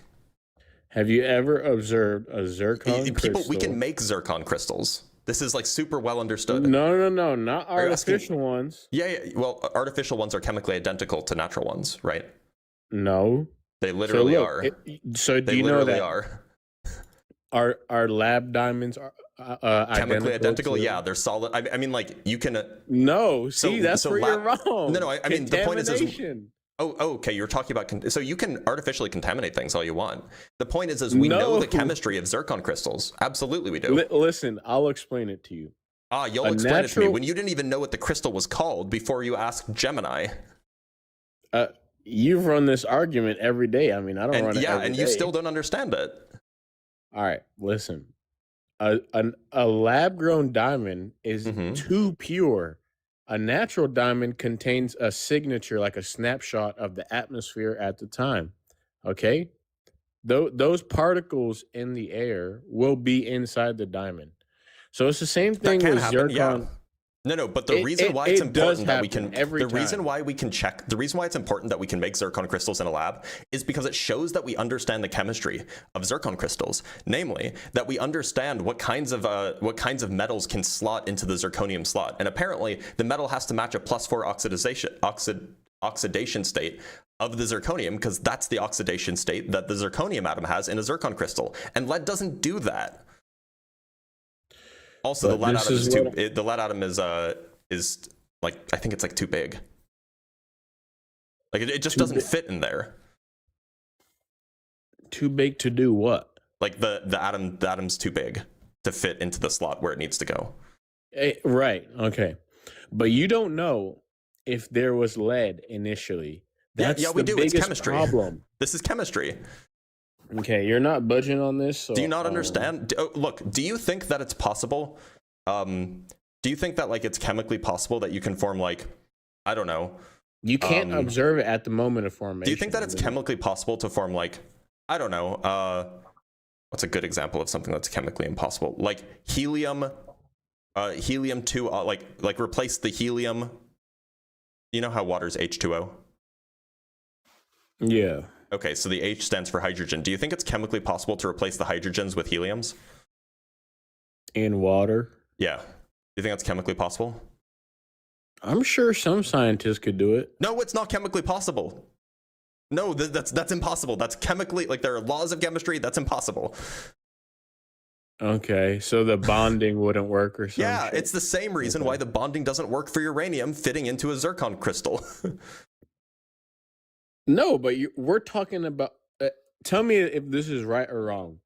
Lead eventually ends up in a zircon crystal, right or wrong? Yep. Right. Okay. Here's the problem, and you're just not getting it. You don't know when that lead initially showed up. We do, because we know how crystals form. See, you're making an assumption again. We know how crystals form. Do you think that we don't know? Do you think that crystals just like magically appeared and that we don't know how they got there? Even when you make lab-grown zircon, they still can't observe exactly the moment when the lead comes in. In lab-grown zircon, there is no lead, because lead doesn't form when zircon is crystal, or lead cannot contaminate when. I caught you in the trap. Didn't. So lead cannot enter during the crystallization process. It's not an assumption. So this is why it's a problem for you now. So you just admitted that it's not completely a reproducible material, because you're not reproducing all the same conditions. We can make them in a lab. Yeah, but you just said when they do it in a lab, there's no lead. But when you do it in real life, lead doesn't enter the crystal, because it can't, because that's chemistry.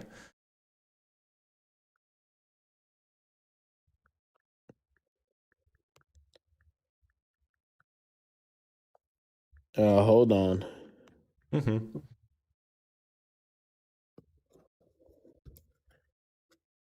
When a zircon crystal forms, lead is essentially absent at the moment of formation. Mm-hmm. Any lead found inside an undisturbed zircon today is assumed to have appeared after crystallization. Mm-hmm. Okay. I'm glad we agree. What's your next point? Okay. I don't know why it's saying that. It was Because that's true. no. It in the previous thing, it said that it's an assumption, and that if there was any lead present, then the whole thing goes kaboom. Yeah, so you asked Gemini to lie to you, and now it's having a hard time lying to you again. Right, okay. All right, so let's see here. So UPB dating assumes nuclear decay rates have never changed. Decay rates are inferred, not historically measured. Extreme conditions, early Earth, cosmic radiation, What are the sources for these claims? supernovae, proximity are unknown. What are the sources for these claims? Well, okay, so let me ask you this. Decay rates are inferred, not historically measured. True or They're false? not inferred. They're explicitly calculated from quantum mechanical observations. Right. So when you calculate not something, inferred. you're inferring a result. Okay. I mean, I guess it's true that you're inferring that 4 is greater than 3 when 2 plus 2 equals 4 and 2 plus 1 equals 3. That is an inference, true. Well, that's not how. Okay, so do you know that the age of the Earth recently, the estimate changed? I don't think that's true. Unless Yeah, by recently it you mean was like 30 updated. years ago. 30 years. Okay. So That's not math recent. has I'm always only been 32. the same. Hold on. Math has always been the same. Yeah, so what happened is we found older crystals. No. We inferred, our inference changed. No, we okay? found older crystals, right? The decay rates didn't change. We found older crystals. And so you're saying they found older crystals and applied the same exact math to the Yep. older crystal. Yep. Okay. By the way, I think that this was closer to like 60 years ago or 50 years ago or something like this. It's still pretty recent. I mean, you're saying the Earth is 4 billion years old. By the way, uranium lead dating is started in the 50s. I don't know if you know that. Like we didn't start doing uranium lead dating until the 50s. I think the first case of doing it was in 1954. And here's my other problem with that. That was literally like 75 years ago. Yep. Okay. So in 100 years, we might find some plutonium lead dating, and we find out that the Earth is 6 trillion years old. You guys don't know anything. I mean, it's a constant evolving process. Do you have of any evidence for that nonsense. claim? Or is it just like a vibe for you that like, oh, well, science has been wrong before, so this time it's also wrong? Like, is that what we're doing? Is that like the low tier white belt style debating that we're doing? You guys thought that Pluto was a planet. I mean, you thought that the Earth by the way, was. Hold you on. thought Do you the want to talk? universe You was really don't want to talk about that because you'll get destroyed there. accelerating. You thought the universe was accelerating. You thought that. Yeah, most people still do. You thought there was a 10th planet. You thought that. Wait, hold on. Do you want to talk about any of these things, or are you just going to try to gish gallop because you don't actually know what you're talking about? Am I wrong? Do I need to? Yes, you expand are on wrong it? about like all of these things. Yeah. Did you not think that Pluto was a planet? You realize that we don't understand. We weren't wrong about any properties of Pluto. We just changed what it meant to be a planet. Is that so? That's not. That's the literally same as what when happened. People accuse the Bible of conforming to whatever's new, reinterpreting the Bible. Well, yeah. So we like look. The designation of planet as opposed to large asteroid is an arbitrary one. It was just something that people decided on.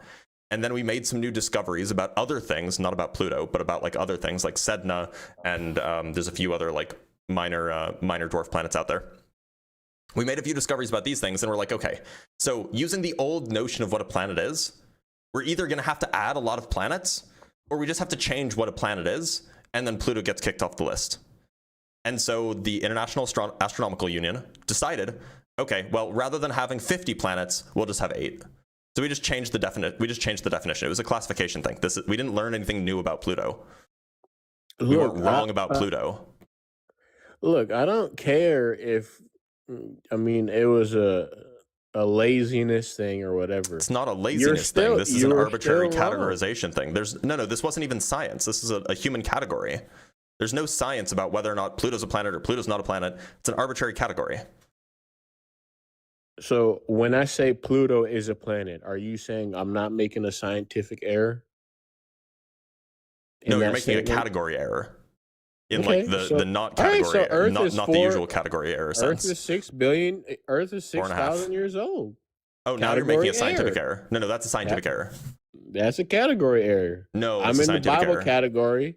You're in the lab coat category. No, I think you missed what I was saying. No, this is a scientific error. So long as you and I understand a year to be the amount of time, or the amount of time that it takes for the Earth to go around the sun, then you are making a scientific / observational error. Okay. Right. So so one last thing. Well, Yep, actually, what's your third thing that you're going to be wrong about? So also, yeah, even if we did all the dating methods, all of that nonsense, and by the way, I forgot to bring this up earlier. Carbon dating produces a different result than uranium lead Carbon dating. dating isn't used to figure out the age of the Earth, so it doesn't produce any result about the age of the Earth, actually. Hold on. Before uranium lead dating, what were they using? They weren't using any kind of radioactive we had a dating. Figure before the 1950s. Where did that figure come from? It was kind of ad hoc. So one of the figures that I have a good memory of, I think it was done in the 1910s or maybe early 1900s, was basically an estimate of how long it would take for the sun to burn out, assuming it was a fireball. How long would that sun last? With certain, given certain assumptions about the size of the sun and things like that. And so that was one way. Other ways were, that was one way that it was done. I think that was done by, what was his name? Lord Kelvin. There are other ways that were done a little bit earlier where they were like, assuming that we know the rate of weathering, how long does it take for like these geographic, like how long does it take for like, like Monument Valley? How long does it take for like these rock formations to form? And so then they would say, well, we know how long it takes for weathering to happen, so we're going to say that it's at least old enough for these rock formations to form. That's that kind of thing. These weren't particularly rigorous ways of determining the actual age of the Earth. Rather, they were kind of like ways of estimating the age of the Earth based off of what they thought was true. Now, it turns out the Earth or the sun isn't on fire, so any estimates about the Earth's age using the sun being on fire is incorrect. And it turns out that we understand weathering a lot better now than we did before. In particular, like we understand that tectonic plates can produce new rocks, and those new rocks can then be weathered and so on. So we understand things a lot better than we did now, or a lot better than we did before. And so that's why those results changed. Doesn't mean anything, though. I mean, look, everything's relative, right? In 1,000 years, maybe we're going to be laughing at what we were thinking about some concepts today. Wait, do you have a crystal ball? Can you tell the future? Why do you need like why does everything have to be 100% fact?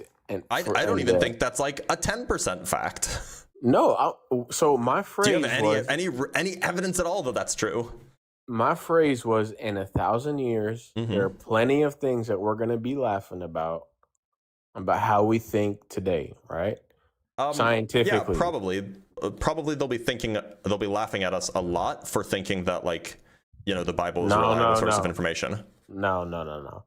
Scientifically, and I don't understand why that's probably not a lot. No. There will absolutely be things that like at like the frontiers of scientific research, like about like what's at the core of a black hole and like what happened at the Big Bang. Like these things, they'll be like, yeah, they were wrong. Absolutely. Well, I hope that they'll know the answer in 1,000 years rather than now. But very basic things like things. But very basic things like, things fall at roughly 9.8 meters per second squared when you drop them on Earth. That's been the same for 300 years, baby. You don't even know. but you don't even know how our shifting of thought of thinking would be. Maybe science goes in a whole new direction where the scientific method is unreliable. Maybe a whole new bizarre concept of thinking comes out where you That's a have whole to. bunch of what ifs to try to justify your Iron Age philosophy. Well, I'm saying 1,000 years ago, they were pretty sure, right? They were pretty damn sure. Oh, And about what? What were they sure about? everything and everything, the same way that I you don't know talk. if they were. I don't know. I don't know if that's true. Well, all right. Well, I'm It just seems about like you're done kind of here. just going off of vibes here. So why don't you tell me about, look, if you're right, suppose you're right that science does change. Why should we then trust, like, the scribblings of Iron Age shepherds? Why is that more Well, likely to be right than, like, the entire body of the scientific community? well, this is why, because you're not seeing it from my perspective.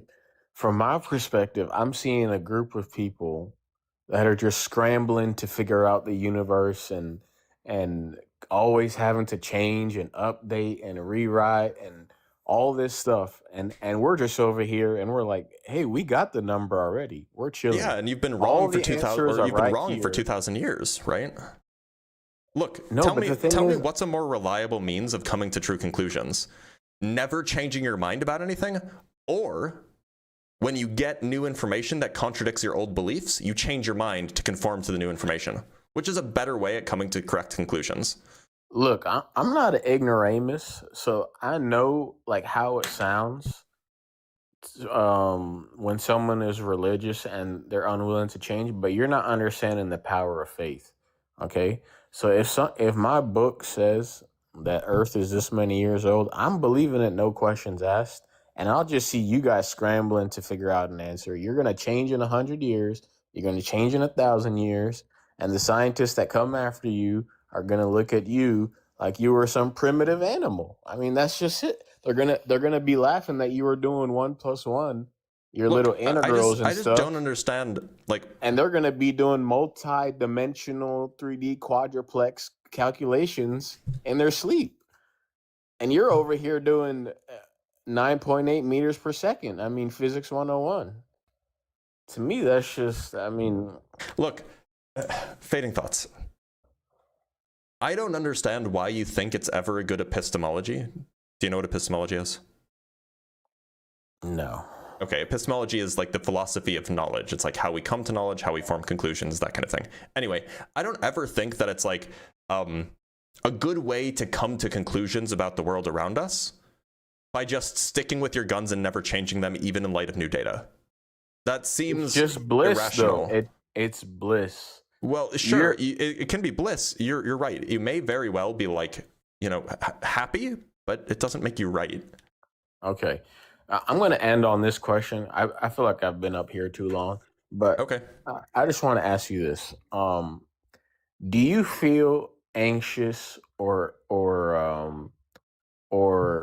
annoyed or bothered that there are answers out there that we will discover, but you're just not in the right timeline for it? Does that make you a little bit bothered? Well, I don't know if bothered's the right word. I definitely would like to know the answers to a lot of the questions I have, and I recognize that like I won't get the answers to all of them, or maybe I will. Who knows? But I'm not. It doesn't like keep me up at night. No. Okay, I mean, I'm surprised you answered that way because I feel like most scientific people they're very annoyed that they know the answer will come soon by some scientists in the future, but they don't have it now. And I was just going to say, Scripture gives you that assurance. You don't have to worry about that anymore. Yeah, but it's wrong. You, So like, okay, sure, but then it's not the answer unless it's right. yeah, but there's So you're no giving me a difference. wrong answer, which I don't like. I could give you the wrong answers to all of the questions I have. And you think it's wrong, but honestly, the Yeah, only so thing is all you, the evidence. the only thing you scientists are doing is just chasing a new dopamine hit. I mean, a new thing comes out, blah, it's so exciting and new, and then the next one comes out and it replaces the old one. Why don't you just? I'm disciplined. I don't need dopamine hits every 5 years with a new discovery. Okay, so one thing comes out 2,000 years ago that's correct, by the way, and that's all we need. You're like, All right, you know what? I'm gonna. I don't need any new television shows. I don't need any new movies. I'm gonna watch the show. I'm gonna watch I Love Lucy, and I'm gonna watch, you know what is that movie, that really racist movie from the 50s that was like The Making of a Nation or something? I'm gonna watch just those things, and I don't need anything new. That's what you sound like. I mean, sure, man. I got to go to the store, but it was Birth nice of a Nation. That's what it is. All right. Well, thanks for being here, Fading Nation. Fading Nation. Fading Thoughts. Have a good one. All right. Take care. Oof. All right. We have some super chats, and we'll bring on our next guest. He's probably been watching Friends since it debuted. That's funny, though. All right. Let's read some super chats, then we'll move on. From Tim Davidson with the $2. Sounds like this guy's on crystal. I didn't hear that. He just sounds like a normal religious guy. Maybe a little bit more devout than normal, but like he just sounds like a regular religious guy. From Trevor Lebert with the 2 Canuck bucks, scientific method being ignored by every caller. Well, yeah, that's kind of the point. From Zach Petronoff with the $5. You weren't there at formation arguments go both ways. At least with lab-formed crystals, we have reproducible analogs to base our assumptions off of. Yeah, that's exactly it. And to be honest, like we can do the chemistry without doing lab-formed crystals. Like we know how chemistry works pretty well. From Git Stanfield with the $5, my layman understanding is that there is a constant decay rate of not just carbon, but uranium, potassium, and lead. Lead doesn't decay, but yes, the other things do. And from Brian Peck with the $5, my book can't change, so it's right. Science can change as data is accumulated, so it can't be more correct than my Bats Are Birds book. The caller. Yeah, I just don't understand it. Like, why wouldn't you want to continually be updating your view as more information comes out? It just seems obvious. From Jack Fetter with the $5, one day you'll be wrong, and at that time, I think we can both agree you see my point. Mic drop. I do see his point. I see your point too. From B from KC with the $5, you guys thought Pluto was a planet. Makes me question the intelligence of theists everywhere. Yeah, that was a weird thing. I mean, like, look, I understand if all you ever read was headlines that, like, Pluto no longer a planet, then you might think that, like, we learned something new about Pluto, but no, we just reclassified it. From Sean with the $2, order is established by creator. How do I join in? You have to join on TikTok, unfortunately, Sean. And from Garba Gaiman with the 2 Canuck bucks, his crystal ball has too many impurities. Oh yeah, that's why I can't predict the future. Good point. And $10 from Pat in the chat. Thank you so much, Pat. Dear caller, lead cannot be in the formation of zirconium. In those conditions, it's chemically impossible. The only way it's present is from the decay of uranium. Your incredulity is not an argument. Right, in fact, there's some relativistic corrections that make it so that lead cannot be a part of zircon crystals. So it's relativity all the way down, guys. All right, let's talk to Devin Bendel. What a name. I like that name. Devin, how's it going? It's going well. How are you? I'm doing A-okay, Devin. So, Devin, do you believe in a god? I do. Okay, cool. So, are you driving? No, I just got out of the car. Sorry. Okay, great. Yeah. So, Devin, what would be the best evidence that you could give me, or the best argument, perhaps, that the God that you believe in exists? Yeah. Well, so I don't believe that the Earth is 6,000 years old. I think that there's also no proof of that in the Bible. The timeline starts after the Garden of Eden, so I don't even know why that argument gets brought up between Christians and science. But I say the best reason for believing in God is I believe everything has to come from somewhere. And either we get back to this point zero of the Big Bang, you don't think or that. You get to, why? Because otherwise then you'd have to think that God comes from somewhere. I think that other than God. Okay, right. so... Well, something has to come from nothing. So what's is it the principle? easier to say that something we don't understand, this is the principle. Is it easier to say that there is a being we don't understand that developed all of this information that we call life and existence? Or is it easier to say that it just poofed out of nothing? Well, that's not really because the Big Bang, we're literally saying it came out of nothing. That's not what the Big Bang is. It's not either there's a God or the universe spontaneously appeared from nothing. Those aren't the only two options. Okay, well, what would you say it is if it's not God that created the Big Bang? I don't think the Big Bang was the beginning. Okay, what do you think predated the Big Bang? Inflation. Okay, and what predated that inflation? Inflation Either way, could have we been come back to eternal. the 0 point game. That something. No, had to inflation could have create been it. eternal. It's called eternal could- inflation. Okay, so you believe that inflation is eternal? It's at least a viable model, right? It's something that people take seriously. I'm not 100% convinced by it, but it's at least like a possibility. It's an equal possibility to me, that a God that we don't understand. We don't understand what forever even means, but that there's a being that we could call God that has existed forever and predated what we call existence. I think that like, actually makes more sense why should because I we have believe that? information. Why should I think that that's like more plausible Because than it's like, a more viable. then how is it more viable? Because we are living and conscious beings. Yeah, I agree. To me, it doesn't make much sense for there to be consciousness that existed and came about from absolutely nothing. Well, there was never absolutely or nothing. not nothing, but inflation. Why is it so surprising? Right. I know, not in your understanding. Why would it be How do so we get to surprising become that? conscious beings? I mean, like, it seems like consciousness is something that What could are- plausibly evolve. What are we trying to understand? If I don't know what that means. If this is just a everlast, what if this is? Would you agree that consciousness is just understanding information that exists around us? I'm not so sure. I would say that consciousness is an internal Okay. experience of something. I don't Okay, think that's it has fair too. really anything to do with like the external world or understanding. That's fair. To me, that lies at the heart of my argument. It's just that I think that it is a much better explanation to say that because we are all experiencing this life and we're understanding new information on a daily basis, that there is a creator that set that in place. And I think it's hard to understand that all of this happened out of just pure circumstance. I'm not necessarily saying impossible, but I think it makes less sense than that there is some sort of plan to this, because it sure seems like to me, and I know this is circumstantial, so not really fair, but it sure seems like to me and mostly everybody else that we are living some sort of conscious experience and that we are understanding things. And that means there is something to understand, which means there's a creator that set this in place. I don't think that follows. Like suppose it is the case that there is something to understand. Which part? The part that you go from Right. there is something to understand, therefore a creator. Like how do you go from there is something to understand Okay, to there is a creator? Like, for example, I could just like say that, So if you read a book, like there's if you math. read a book- Like let's talk about math.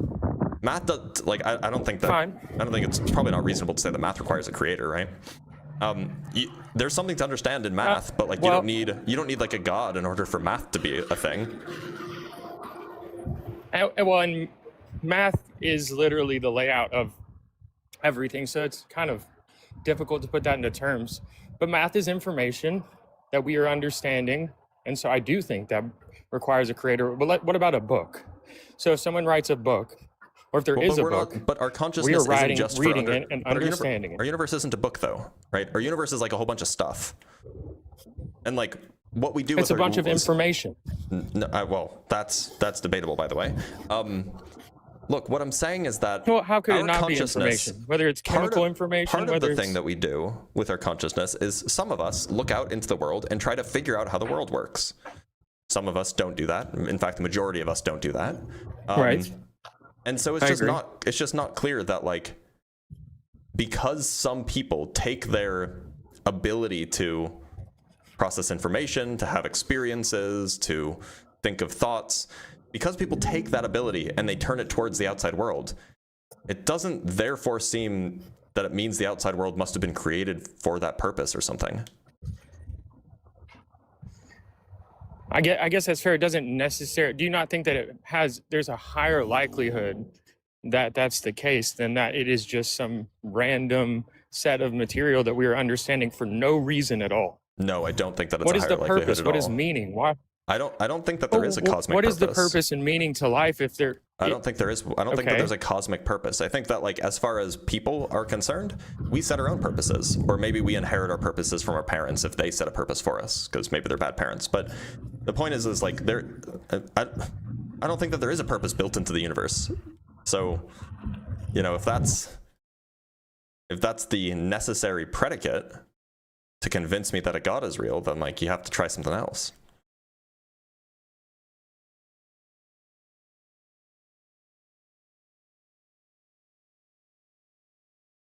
Devin, you there?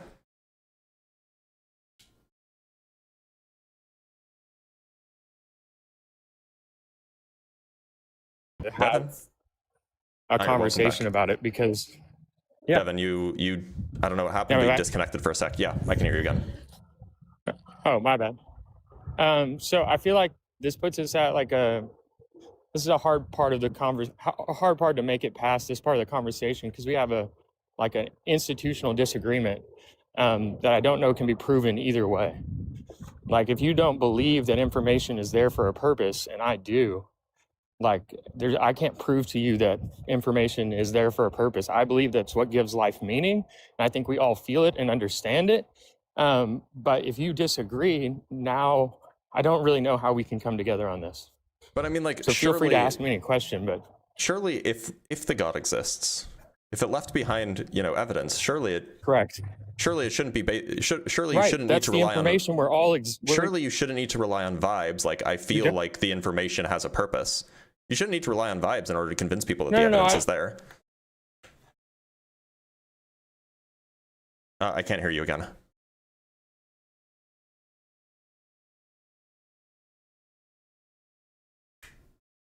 Hello? Hello?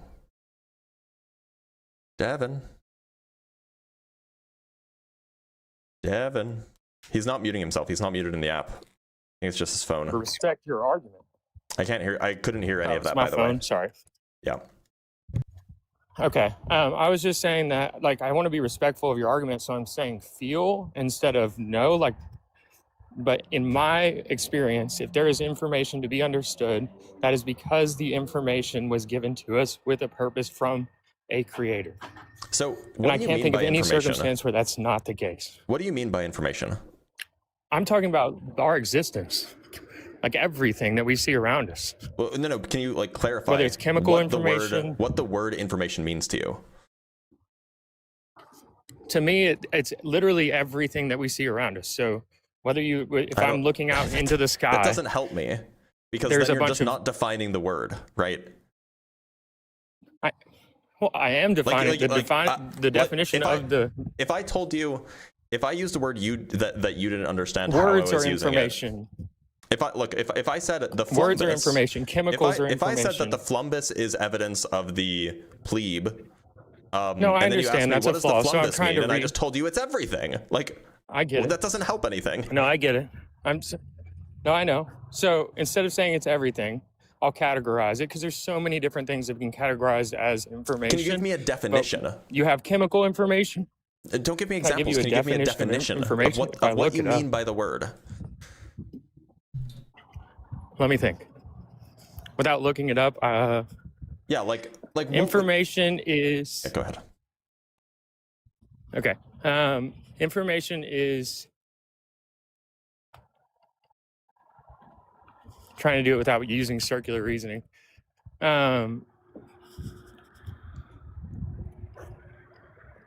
Information is different things that can be understood is different either. I don't know how to define it, to be honest. So what is the actual definition? So the way that I think about it, and I don't have a definition in front of me, but the way that I think about it is that there's kind of two different ways that people use the word information. There's the way that people use information where they just say, like, it is the way something is. And so information is like a description of that way. So we would say that, like, you know, a crystal has information because it's like arranged in a particular way, right?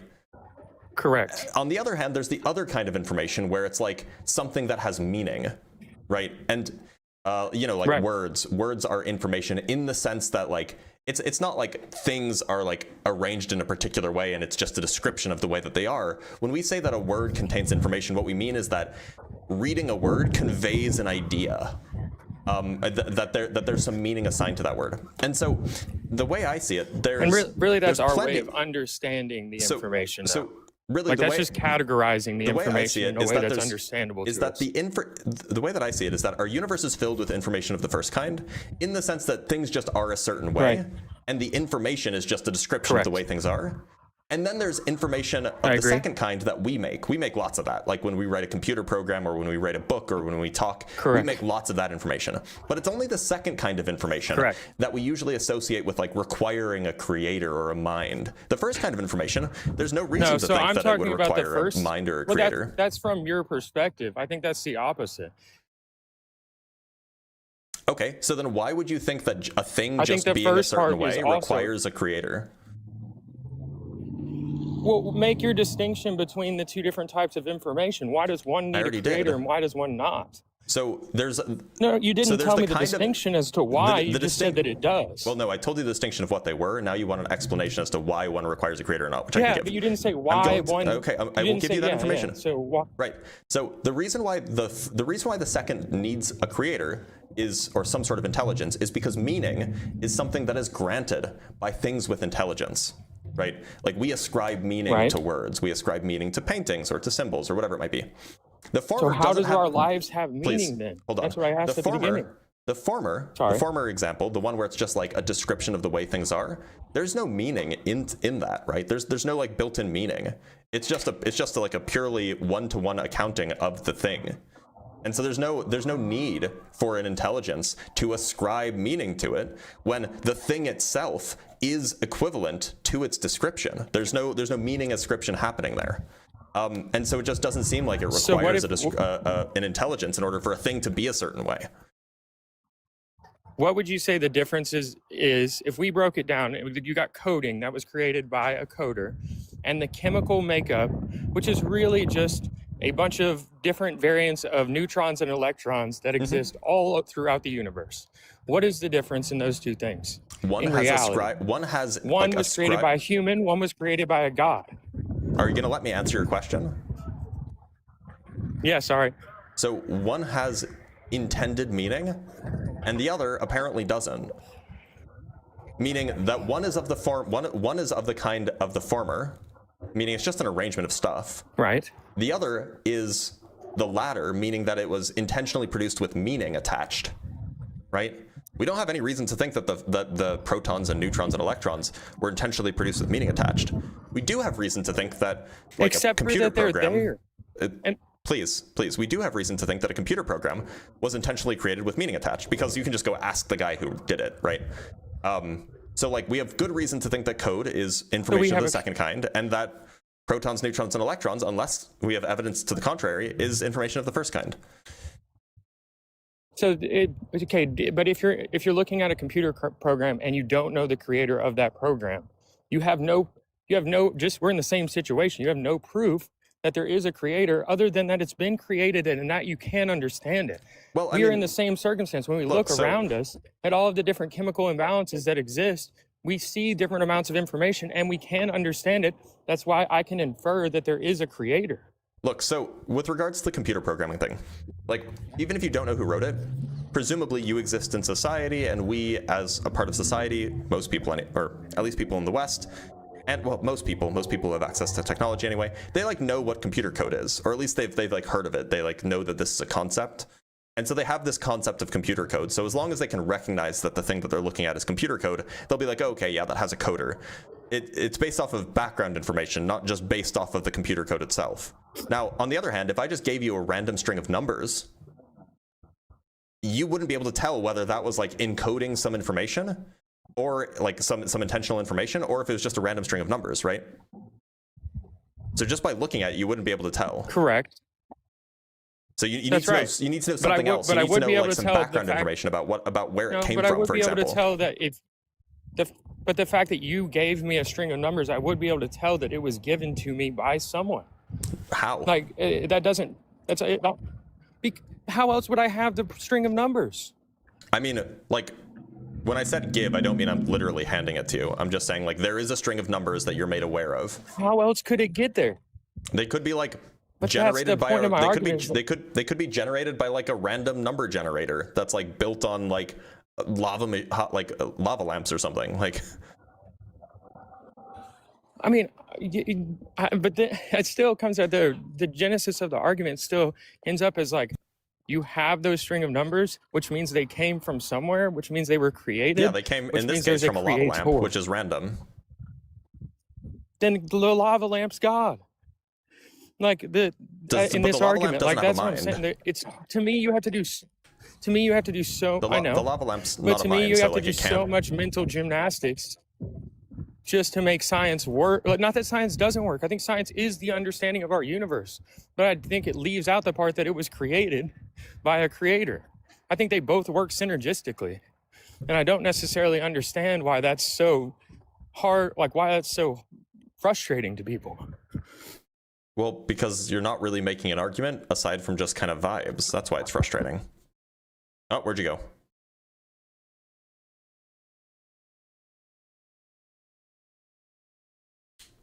I can't hear you when you're off the app, by the way. Just letting you know. Lava lamp died for my sins. That's a good one.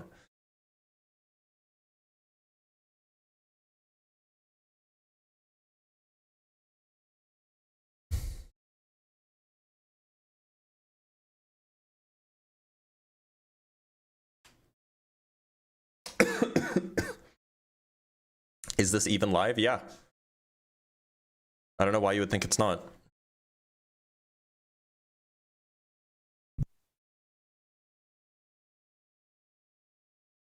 All right, I don't know where he went. We'll give him another 30 seconds or so, and then we'll call it there.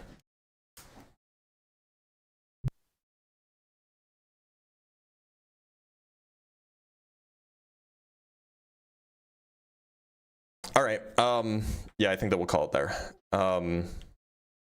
Well, Devin, it was lovely talking to you. Thank you so much for being here. But we gotta call it there. All right, let's read some super chats. Oh no, there are no super chats. Well, it was a quick call. Oh no, there are some super chats. I lied. From Kamran Kermani with the $5. I hope that previous guest never votes. Well, look, if he doesn't vote, maybe that's convenient for us, maybe not. But I would never want to discourage anyone from voting. I wouldn't want to, lie to someone to encourage them to not vote or something. Because, everybody has the right to have their voice heard. I would just hope that they'd be more well informed.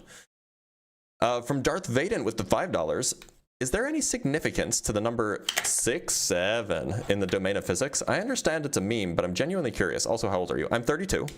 And as far as I know, there's no significance to that number. We have €2 from Ekipo. If you can't prove it, why do you believe it? Well, that's a problem, isn't it? Yeah, one should try to at least provide evidence for the claims, right? And we have $2 from Binary Ghosts. I've had close encounters of the third kind. Oh, spooky. I never have. I hope that I never do, because that sounds spooky. And from Binary Ghosts again with the $10, people who pine for there to be an inherent meaning to their own singular lives are not living in a meaningful way. Your life on its own has no meaning. It must mean something to others. Well, it can mean something to you. That's totally reasonable.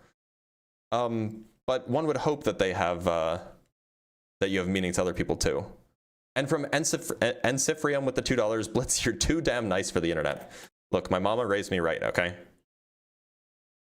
All right, let's bring on another guest. Let's talk to Hunter.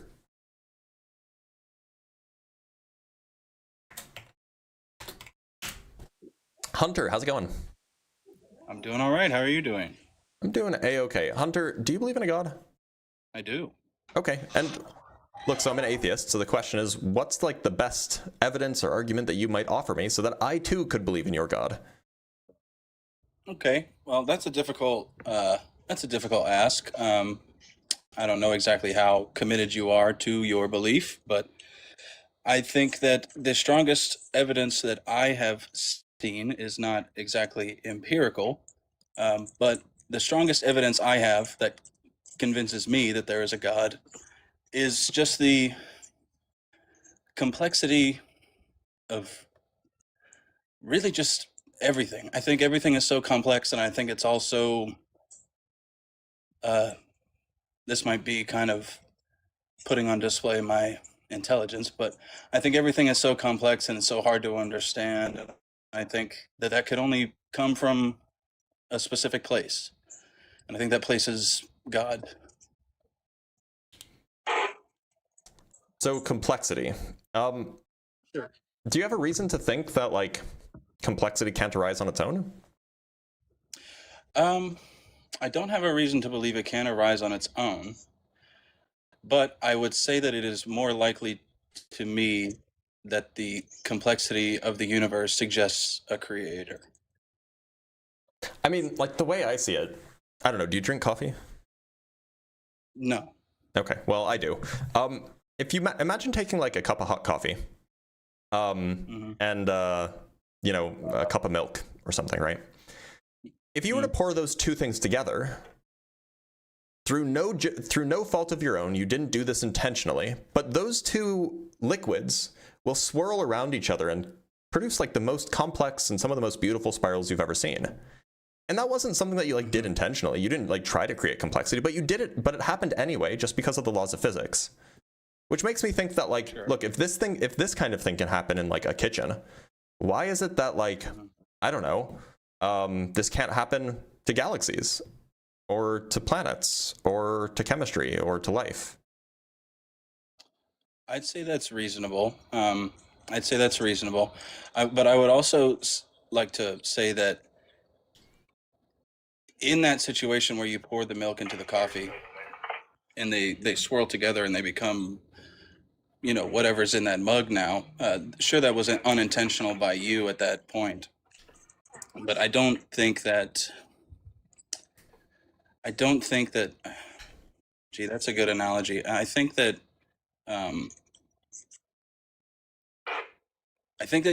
you are right to point out that just the complexity in and of itself is not proof. But I would say it is evidence.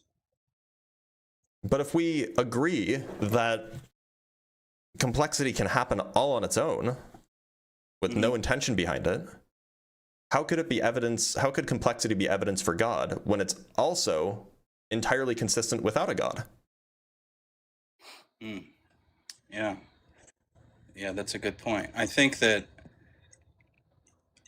the nature of the complexity as well, I think, is that it's a little bit more complex than milk and coffee swirling around in a cup. But I do like that analogy. But I mean, like we could talk about like other naturally complex things. That's just something that, you know, we have access to, most people have access to in the kitchen. And so, you know, it's fairly intuitive. I think that the two strongest points that the theist has for evidence of a creator is the mystery of the creation of the universe and the mystery of inanimate matter becoming animate. I mean, you are right that as it currently stands, those are the two remaining mysteries that science has not yet figured out. And so, yes, you are correct that those are the last vestiges of where a God the last vestiges of a gap that a God can hide in. But like, is that really? I mean, if I talked to you 300 years ago, you would have thought, well, you know, there's the mystery of the sun. How does it shine forever? And you would have said that was evidence. That was like the best evidence for a creator. And I'm like, I don't know. Do we really want to rely on our inability to solve these last two problems as the evidence for the God that you believe in? To rely on those two solely, it's probably not. It's probably not a great strategy. I mean, just historically, like, and you know, maybe, I don't know how old you are. Maybe you won't live long enough to see those questions get answered. Okay, so actually you might see those questions get answered in your lifetime. But like the point is if we just look historically, basically every other time that anybody has said, there's this thing in nature that must be explained by God because there is no explanation. Like literally every other time that's happened, we've come up with an explanation. So while it's not guaranteed, like the odds are not in your favor. No, well, so I would say again, like you pointed out, to rely on those two topics solely, to be your proof of God would be, to say the least, would be limiting, right, yourself. But I think that those two, at least where I'm coming from, because I'm not, classically trained in mathematics or physics or anything like that. So as far as I'm concerned, that's really my wheelhouse. So I can't come on here and say like, oh well, I know how the universe was created, or I know what the formation of the early universe looked like, because I'm not a scientist. And I don't want to come off as disingenuous, like I'm No. I saying appreciate that. it, and you're being like super reasonable. My point is, and for what it's worth, like I'm not a biologist, right? I'm not a chemist. Sure. I know a little bit of biology. I know a little bit of chemistry, just from what I've read. Like we all take high school chemistry, high school biology, and stuff like that. But like I'm not an expert in those things. But I've done a little bit of reading, so I have some understanding there. But like if you asked me, how is it that like the flagellum of a bacteria, like the little tail that they have, how is it that like what is the molecular accounting of how it is that tail spins in a circle? I wouldn't have any idea, but somebody knows. Yeah. And sure, so yeah. like sure, if you don't know or if I don't know, that's fine, but that doesn't mean that there isn't a scientific explanation that exists. Yeah, no, that's true. That just because you or I can't give an articulate like explanation of the thing doesn't mean it's not there. I would say though that brings up, I guess, another interesting thing too, I guess, that the theist would have is just exactly how, just to establish, are you like a materialist? What's your sort of understanding of materialism? So I don't take the materialist view, because I think that, okay, it's unfortunate because this is how these usually go, but it depends on what you mean. If by materialist you mean that everything is material, then no, because like forces aren't material, but forces exist. Like the force of gravity is not like some material object that you can hold or that you can see, but it exists. If by materialist you mean like some sort of naturalist, where I think that like the only things that can do that can like have causes or have effects are like things that exist in the natural world, then perhaps that's probably like a more accurate description of my view. But yeah, I generally would never ascribe myself the label of materialist. Okay, yeah, because that can be really tricky, as far as I understand, like for example, like this piece of wood is made up of cells, and then those cells are made up of molecules, and those molecules are made up of atoms, and those atoms are made up of, neutrons and electrons and things like that. And it just goes, and it can, I guess, allegedly goes infinite, right? It becomes an infinite sort of. It ends. As far as we can tell, Okay. it ends. It ends at quarks and leptons. So quarks are what makes up protons and neutrons, and leptons are electrons and other things. Give me just 1 second. I will be right back. Sure.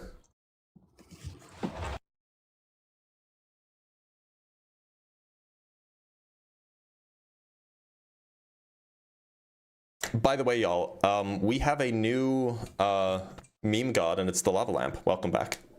Okay, I'm sorry about that. And I did like that the lava lamp joke. That was pretty funny. I mean, like, I don't know. I never heard that somebody would call a lava lamp a god, so. Yeah, yeah. That's one of the things about, I've watched some of your lives before, and I've actually seen some of your videos on TikTok, and I enjoy it a lot. But one of the things I noticed very quickly was that you were a lot smarter than I am, and so I wanted to kind of have someone who's a lot smarter than me press me on my faith, and kind of, just see exactly where that would lead and see what that conversation would look like. So I appreciate that. Yeah, of course. Well, I appreciate you watching the videos. Hunter, is there anything else you want to talk about? Other than those three topics, the mystery of the creation, I guess the mystery of consciousness and life, and maybe Oh, you're cutting out, Hunter. the mystery of materialism. I mean, really, those are really the only three. I mean, so I'll just give a summary of my view. Is it better now? Not really. I'll just give a summary of my view. I think that like I think that if you asked chemists, like organic chemists, they'd probably, at least a lot of them, think that. Can you hear me? Is it back now? I can hear you, yeah. Okay. So I think that if you asked like you know, there are people called origins of life researchers. These are like kind of chemists / biologists who like study how life could have formed naturally. I think that if you asked them, they'd probably tell you that we have a pretty good understanding of like roughly the kinds of things that could have happened that would have given rise to life in a natural way. And if you ask cosmologists, none of them agree with each other, of course, but they will all give you their pet theory of how the universe came to be, or maybe that the universe never had a beginning, for example. And so it's just always been, and they'll tell you how that works. And so like, I don't know. I think that just because we don't have, like, it's not settled science, I don't think that that means that necessarily leaves room for there being a God, right? Like, you know, maybe there is, but I would put money on like the origins of life researchers getting it right, to be honest. Yeah, I think that, you know, again, like with my sort of limited understanding of biology and of science, I kind of have to outsource a lot of that to, you know, like people who know more than I do. That's totally reasonable. I do the same thing too. Like, I can't give you, I could give you like a very loose account for like some of the processes needed for like life to arise naturally, but I outsource it to people who know better. But look, Hunter, I'm gonna let you go. But thank you so much for being here. Yeah, thank you. I appreciate you being respectful. Have a good one. All right, y'all. So, you know how I've been thinking about this for a while, and you know how you know, Justin has a pantheon. He has Doug. He has Sharon Stone. I think we need our own, and I think we found it because I love lamp. I've been illuminated by the lava lamp. I think we found it, y'all. We'll have to make some emojis. Make this happen. I love lamp, and lamp loves me. It's just so good. It's so good I have to use it. Enlightened by the lava lamp also works. You know, also, it checks out. The lava lamp was turned on and said, "Let there be light." Anyway, we'll figure it out. We'll figure out the memes. We'll figure out the meme phrases. we'll do it. All right, let's talk to Rosella. Hello? Rosella, how's it going? Hi, yeah, I'm very well. How are you? I'm doing A-okay. Rosella, do you believe in a god? Yeah, I do, yeah. Okay, and what would you say is like the best argument that you could give me for the god that you believe in existing? Well, yeah, I mean, I think my argument's gonna be pretty similar to the previous guests, right? I mean, I'm not the best at like articulating things, so you need to give me a second. But yeah, like the previous guest was talking about complexity, right? And you made the really valid point about, you know, complex things can arise without intention, right? But what I would point out in that circumstance of the coffee making, you know, a very beautiful spiral or whatever, like that still required a mind, right? Or at least it would seem to be the case that required a mind. So, you know, it required an entity to pour these two things Rosella, together. just really quick, I have to ask, how old are you? Oh yeah, sorry, I'm 19. I'm 20 in a few days. Okay, well, happy soon-to-be birthday. I just got to check because, you know, everybody was like, she sounds young, and so anyway. Yeah, sorry, I get that a lot, yeah. No, you're fine. Yeah, sorry. So, yeah, so what I was just pointing out is that it seems to be the case, right, that would still require an entity, a mind, Well, or an entity with a mind. But it doesn't require intention, and that's the important point, that complexity doesn't require intention. Now, it happens to be the case that when you mix coffee and milk, sure, yeah, like there's a mind behind it because, you know, you're making the coffee or you're pouring the milk in. But like, there's no reason to think that you couldn't have like, I mean, just as an example, right? Imagine that you had a lava eruption take place. Surely doesn't require a mind, at least like naively it doesn't require a mind. It's just a thing that happens sometimes. You have a lava eruption and then the lava comes down and then it mixes with the water, and because of the mixing and the cooling, it swirls and it creates very fascinating and complex, like almost sculpture looking things. Well, that doesn't require a mind, and it's basically the same idea. Okay, yeah, that makes a lot more sense. Yeah, yeah, no, that's very interesting. I mean, like, I don't want to like pry too much into your view, but I was just sort of curious, like, what is your standard of evidence when it comes to this? For which kind of claim? Yeah, for like believing in God. I mean, look, so there's a lot of different kinds of evidences that could be offered, and they'd either be, stronger or weaker depending on the kind. So, like, for example, archaeological evidence is I generally consider that pretty good. Like, for example, if somebody found like a blood stain of, if somebody found like the decayed remnants of a cross and found a blood stain on it and checked the blood and it only had 23 chromosomes, I might be Christian tomorrow. Like, if that actually happened, that'd be really compelling archaeological evidence. On the other hand, like, if you're asking for like evidence of miracles, I'm going to be a lot more suspicious of them unless it's like recorded on video, right?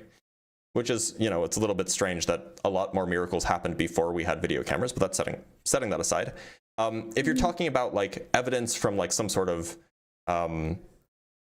like philosophical deductive argument, well, then you just have to produce an argument that has convincing premises that are, pretty easy to understand, pretty easy to accept, that lead to the conclusion that you want to come to. If you have some other kind of evidence, like some sort of, I don't know, empirical evidence, like you ran an experiment and you saw some outcome that is not in agreement with the predictions and it leads you to conclude that God is real, then, you'd have to get to a certain degree of probability that it's not a fluke. And I guess the kind of evidence would just depend on the kind of experiment that you're running. It really just depends. Yeah. So, yeah, I don't know. Yeah. Okay, no, that's very interesting. No, that definitely answers my question.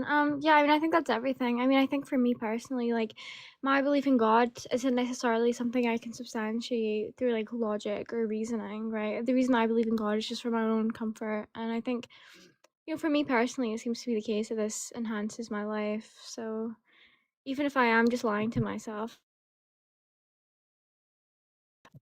Okay. I mean, like, look. Sorry, I got a phone call, but No, you're fine. Oh no, go ahead. Sorry, I think you. No, okay. So look, I'm not here to tell you that you shouldn't believe in God. If you want to believe in God because it makes your life better, as long as you don't oppress me, I don't care, really. Yeah. But like, yeah, absolutely. If God is real, this is a really important thing to know, right? So running these lives is like, look, I want to hear the best arguments that people have, because if they're right, I want to hear them so that I can agree with them. Yeah, absolutely. That makes a lot of sense. Yeah.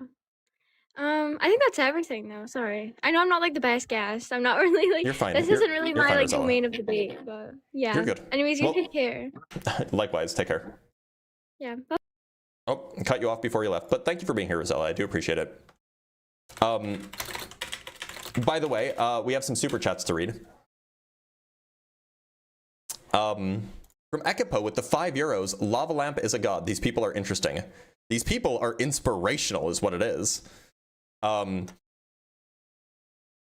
Jack Fetter with the $5, my lava lamp told me to smoke a fat joint and put on Led Zeppelin 4. I didn't really trust it at the time, but now wonder if it may have known better.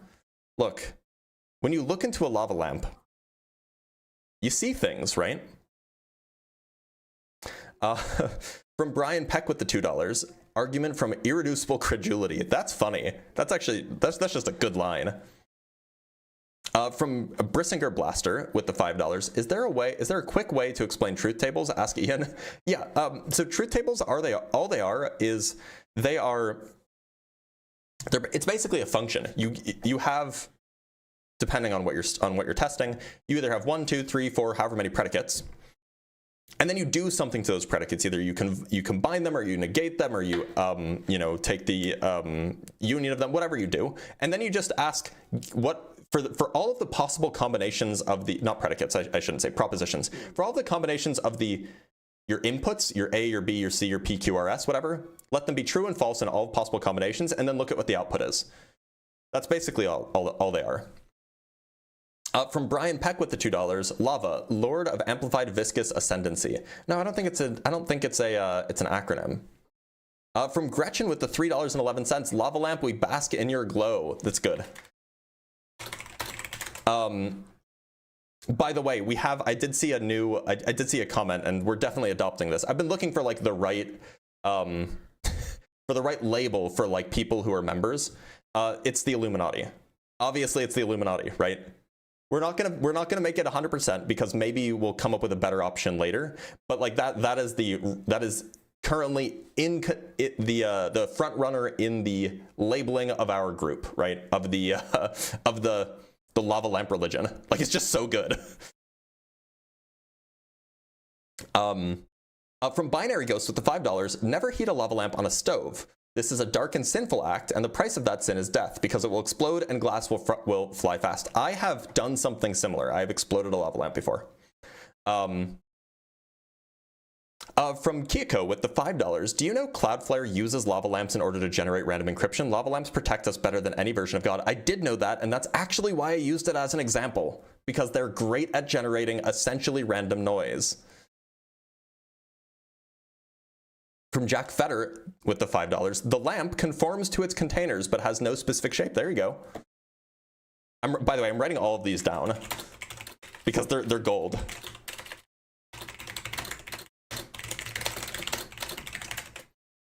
From Pat in the chat with the $5, considering he loves lamps, could Brick Tamland be a disciple in the holy house of the lava lamp?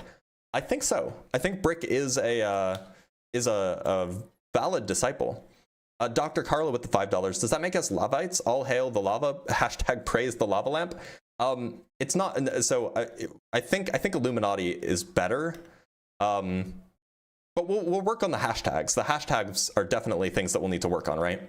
From Serial Dude with the $5. Sorry, I didn't actually show the message. From Serial Dude with the $5. Leviticus. Oh, that's so good.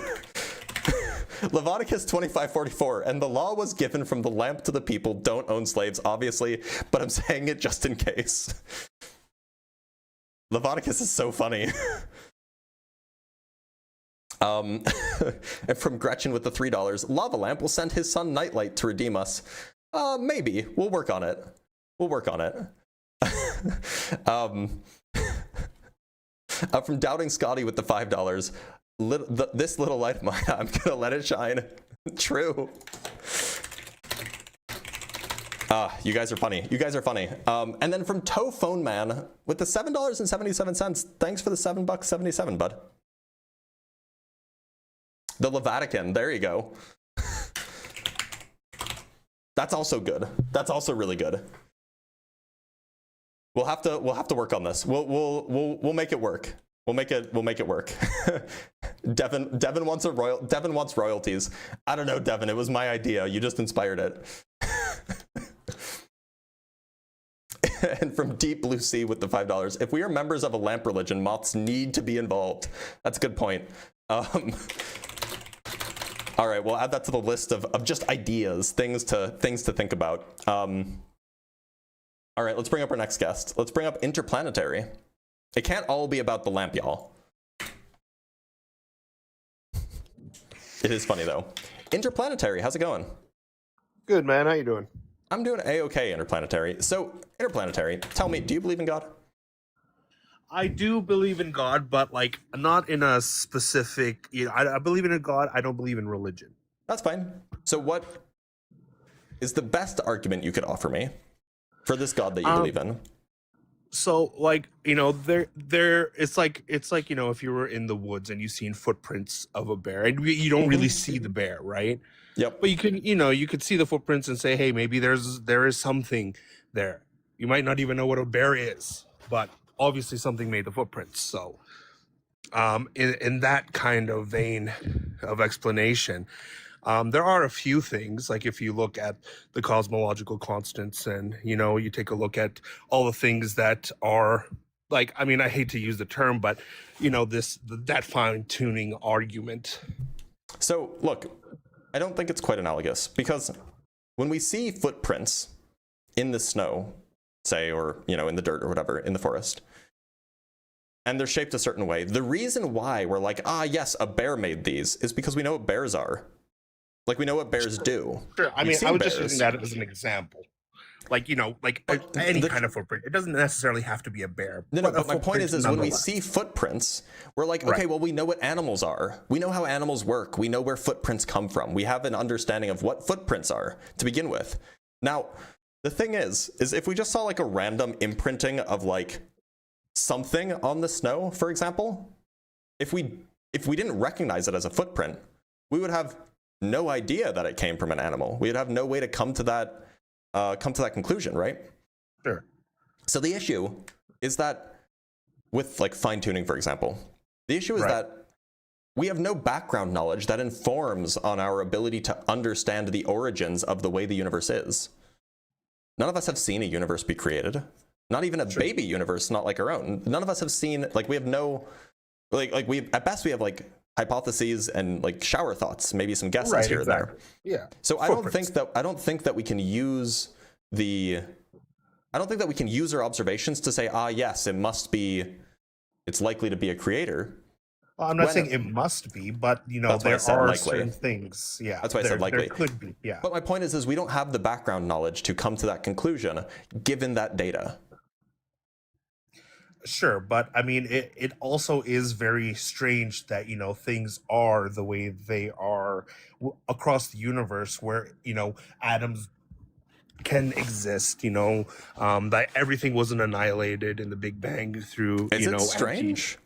Why is it strange? I mean, I think life in general is strange. No, isn't existence in it and of itself a strange endeavor? I don't think it's strange. I mean, in fact, I would say that the universe being anything other than the way it is would be strange, because I mean, in fact, everything seems very normal for a reason, right? Sorry, absurdism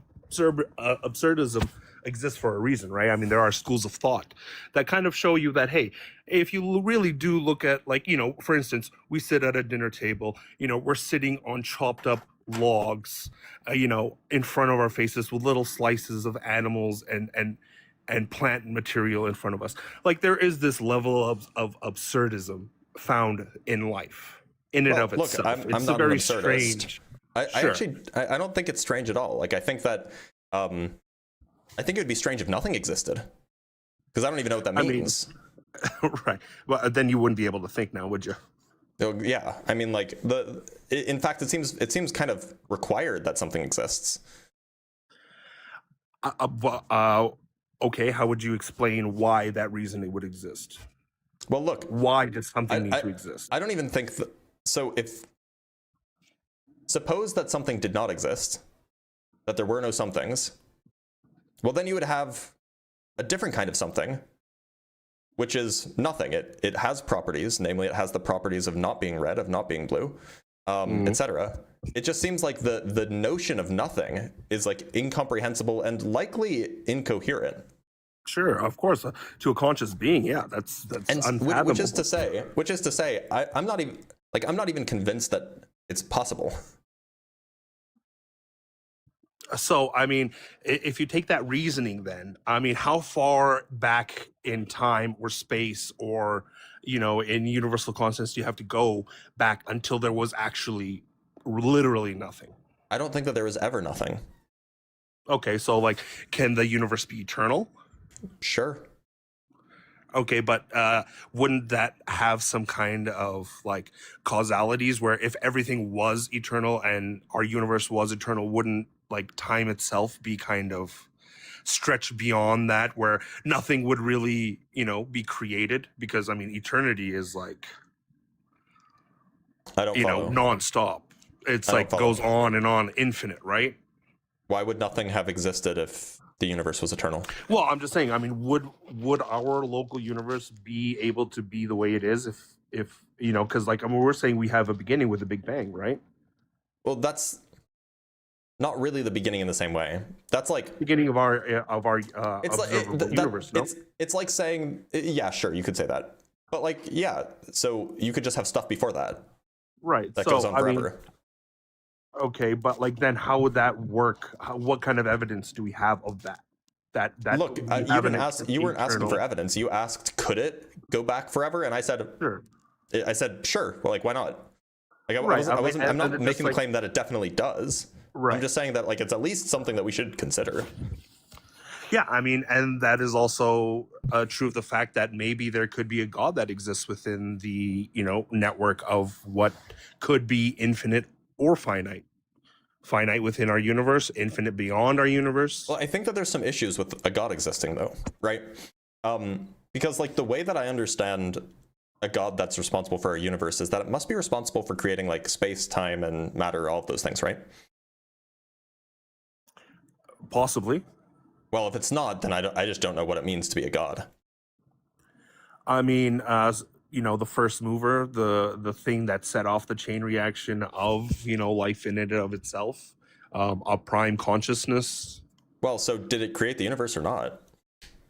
I mean, see, like, I'm a person that tries to go after the truth, like whether there was an actual like individual of God, but I mean, there are these like pieces in the universe within life in it of itself that are hard to explain, without invoking something beyond our own consciousness.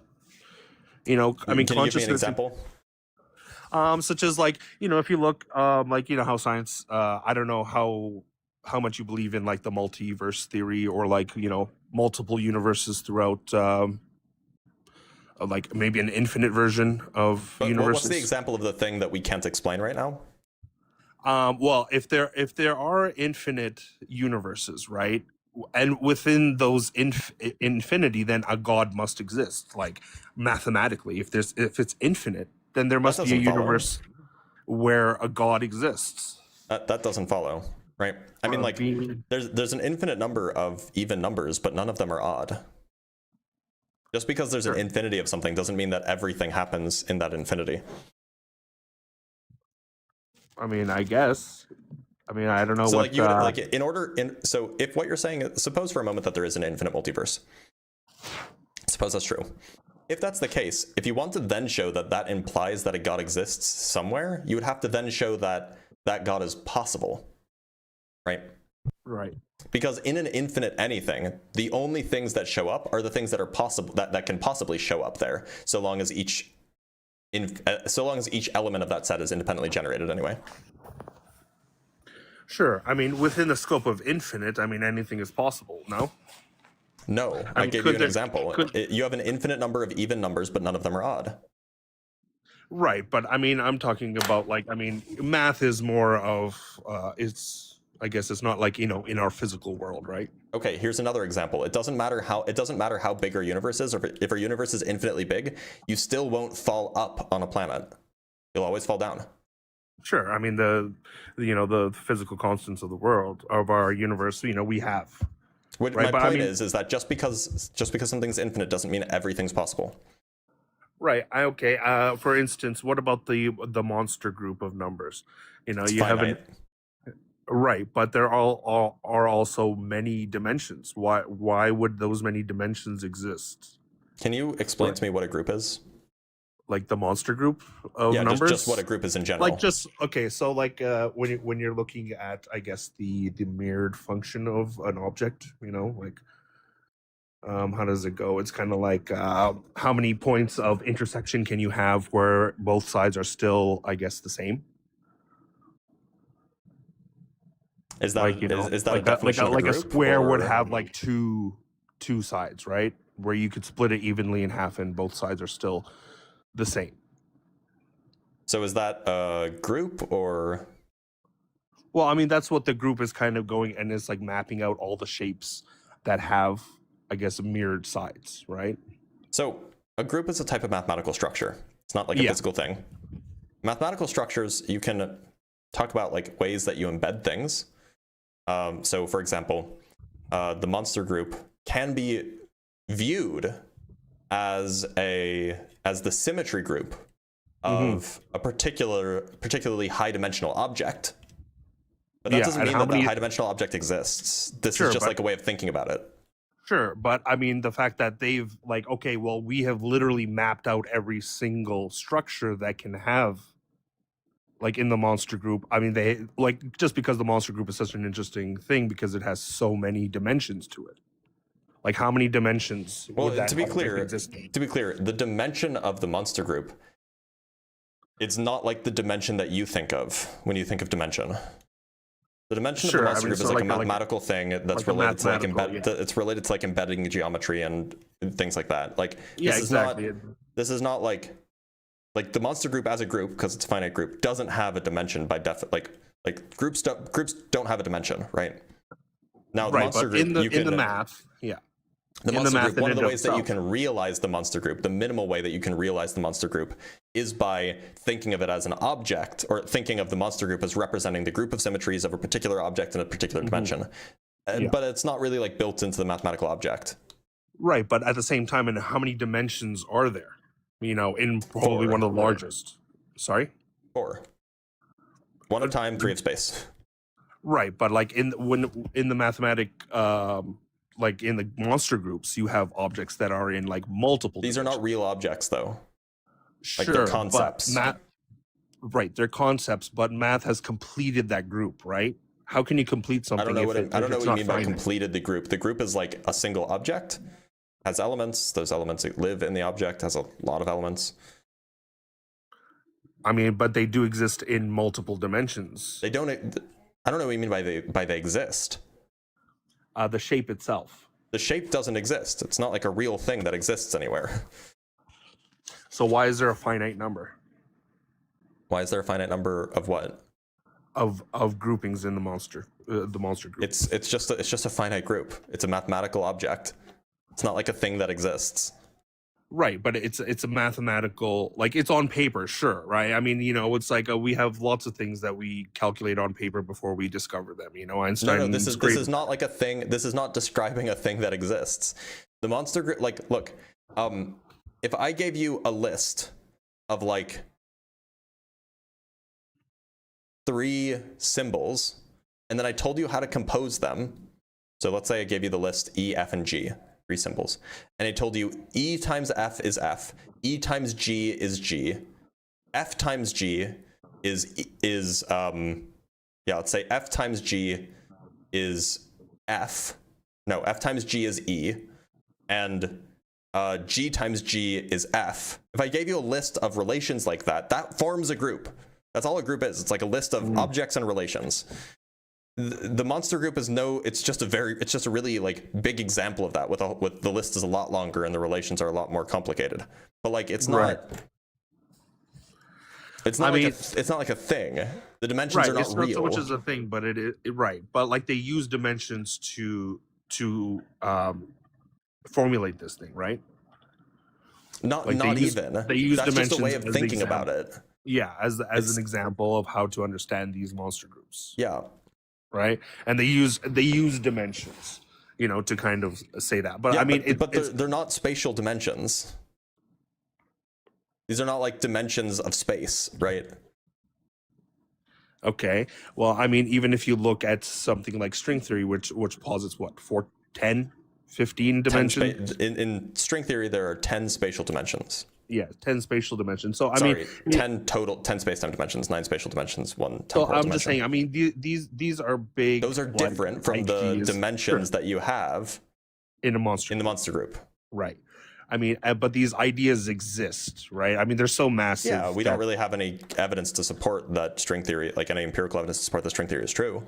Right, exactly. We don't. But I mean, you know, but these things that we do discover, you know, they don't directly point to a god, but I mean, they point to something that's beyond what we have access to, or like well beyond what we have access to. The monster group doesn't. String theory might. Right. So I mean, maybe me using the monster group was a bad example of what I was trying to kind of get across. But like, you know, if you can have all these spatial dimensions and you can have all these, you know, multiple universes, you know, where the math shows that it's possible, whether it is or not, that's another ball game. But I mean, you know, I can kind of take those and be like, well, you know, if there's so many unknowns, you know, how can we say that there is no consciousness beyond these things? Another thing I find in nature as well is like, hold on, you can't just ask that and then change topics. okay, fair enough. Look, the way that we do physics is we come up with hypotheses, theories. Right. You might even call them guesses or whatever. And then we test them. Yeah. And if we can't test them, then maybe we examine them for theoretical virtue. So we examine like the structure of the mathematics that the theory predicts, and like we examine, you know, is this simple? Is it complicated? Does it make too many assumptions, etc. But that's very different from just saying, well, what if there's a universal consciousness? That's like a vibe. That's not a scientific thought. Sure. I mean, okay. At the same time, it's like, you know, how did nature decide that red was that color that you should stay away from? I love red. Why should I Right, stay away but from sure, red? but like if you look at the natural world and you see, you know, animals with red, hey, that's normally a warning. Oh, I mean, I guess, but like, I don't know. You know, you could probably ask an evolutionary biologist that question, and they'd probably give you an answer. Sure. I'm just saying, you know, it's like, you know, that could be like another form of like, hey, there is like a conscious cue where nature itself decided that, hey, red is going to be the color where, you know, we decide that that's going to be dangerous. That's going to be the wrong thing. Right. And so we're, you know, so animals can display these things. Assuming that there was a decision that was made, I think is the mistake. Right? Like, you can say that, like, there are ways that the world is without assuming that it involved a decision maker, right? There are, like, in some sense, there is randomness in the world, right? Yeah. And so, like, who's to say that it wasn't random? That basically something evolved a Sure, color yeah, that was bright, say, hey, this is and it just was irrelevant. It was irrelevant what the color was as long as it was bright and noticeable. Right, exactly. It could have been completely random, but I mean, you know, it kind of fell on, you know, bright colors, you know, accented from black colors. It being bright is pretty easily explainable. Yeah. Right. Because if it's bright, then it can be seen. Right. But exactly. My point is like, okay, so suppose that this is not something that has like a specific explanation for why red instead of green. All that means is that there was a random mutation that led to red, and that was effective. Okay, and you know, that's a very clinical way of looking at it as well. But I mean, you know, if there is a conscious out there, you know, that could have been involved with it, you know, a decision making. If there is a conscious in nature. But why would we think that such a thing exists? That's the real question. Right. That's where God would possibly come into. No, right? I'm asking, now, why would you think that a God exists? That's the question. Oh, I mean, no one's going to like the answer, but I mean, existence in and of itself, our conscious mind, the way that our universe and the way things are very, very balanced. No, these are just the reasons of why I think there is like why should a I consciousness think that there is? higher. Because I think that's pretty good evidence. You know that it might not be Jesus. It might not be Jesus. Which one's pretty good evidence? I mean, just these like little footprints that we see. You know, these little ideas of maybe there's something greater than just random mutations within our DNA. So what's the evidence? Life. That like this is like a. Well, everything from like our complex universe to the way everything works in harmony to the way that you know. In order to be good evidence, shouldn't a piece of data be only explainable by the one hypothesis and not be explainable by alternatives? I mean, well, it's just that we don't have any direct evidence of a God, right? Okay, so do you have any indirect evidence? Yeah, so that's what I've been just trying to highlight. What do you mean by well, but indirect evidence still isn't. There's this thing that God explains, but also other things explain it too.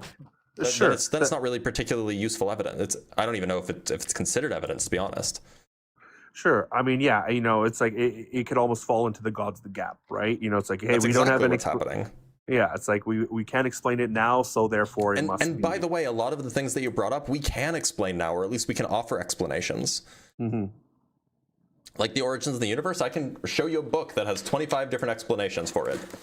This book right here, 25 different explanations for where the universe came from and why it exists. Not a paid ad, just a good book. And so if you want an explanation for that, you don't need a God. There's 25 in there, right? Sure.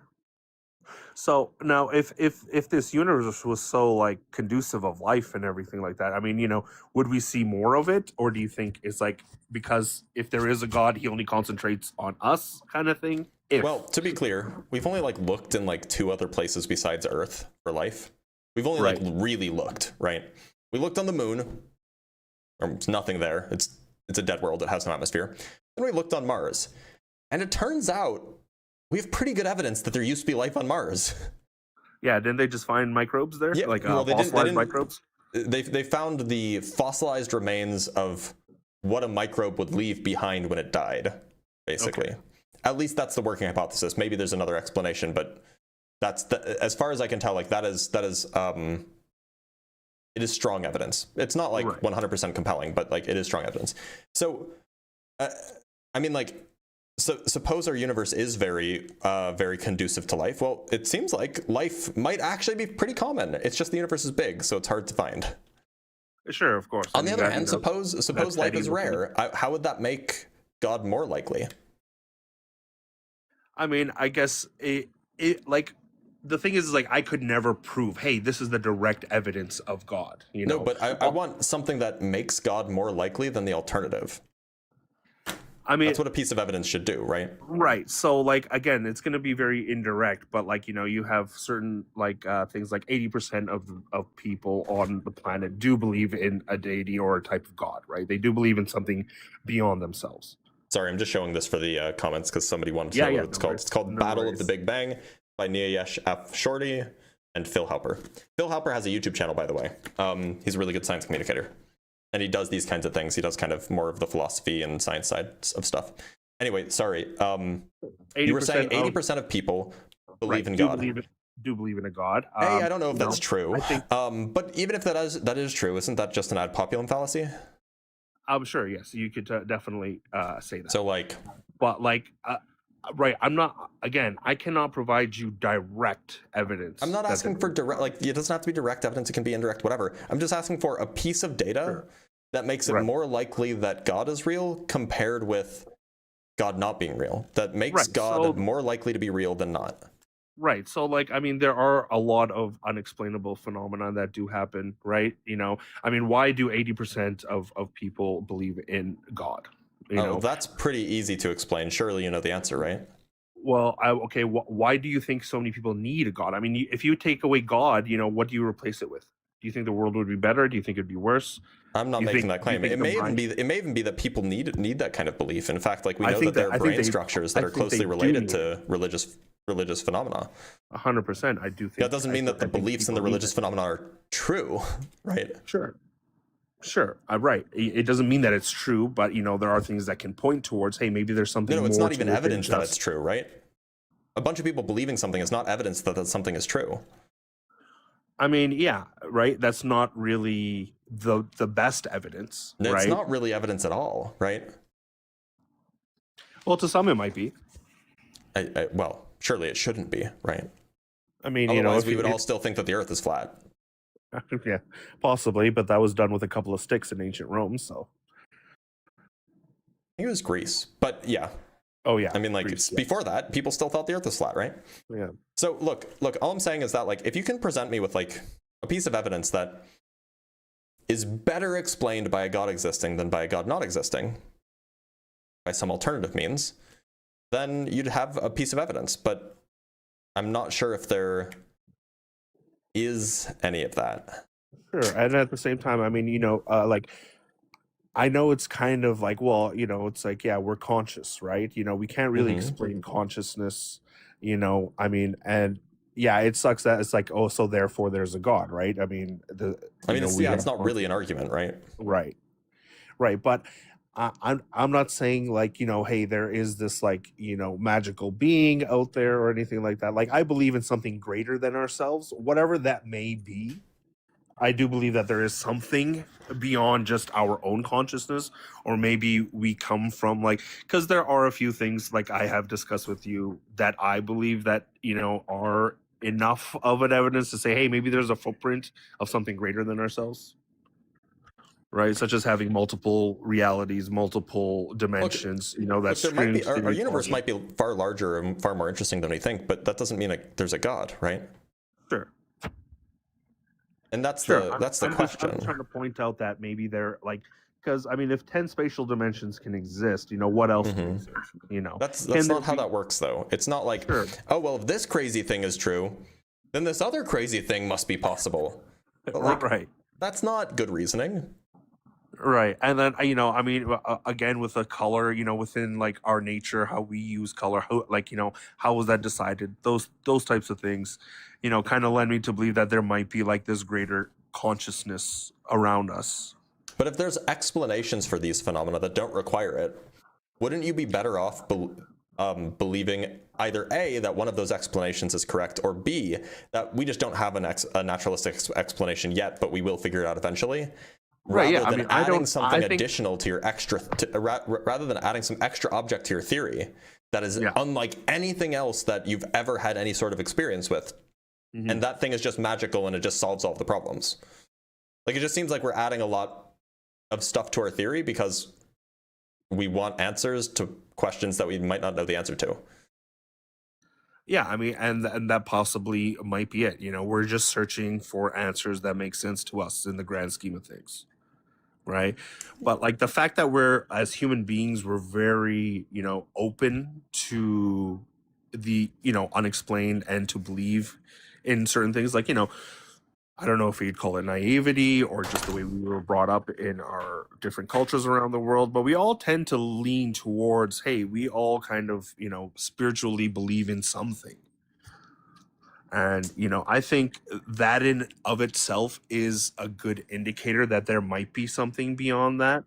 Now, sure, that might not be the best evidence, but I would consider that at least some form of evidence. I mean, if the alternative explanation is merely that it had evolutionary advantage to ascribe agency to things that we see in the natural world, then I think that might actually be a better explanation because it doesn't require believing in a god. It doesn't require adding some supernatural being to your metaphysics. But look, Interplanetary, I'm going to let you go because I have to end the live soon, and my stomach's still rumbling. But thank you so much for being here. I do appreciate it. Thanks for taking taking the time and listening to my ramblings. Yeah, of course. Take care. Okay, bye. All right, let's jot that down.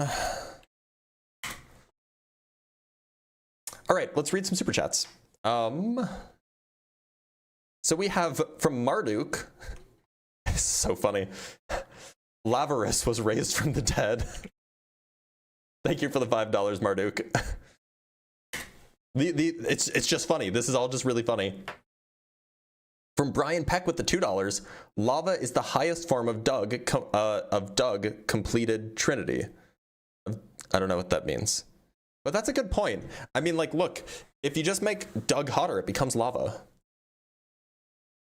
From Jamnik with the $2, I just want to say that I lava you all. From Gentleman Viking with the $2, Zoolander voice. What is this? A god for moths? By the way, that's a really good reference. Oh, young people might not get it. From Binary Ghosts with the $5, Moth U 1220. Blessed are the moths who strive to touch the light of lamp. From Tim Davidson with the $5. At my wake, everyone gets a stun gun. Last person standing inherits everything. That's A, good idea. B, well, wait a minute, hold on. That kind of just rules out like the old people, right? Anyway, lava, it's so hot right now.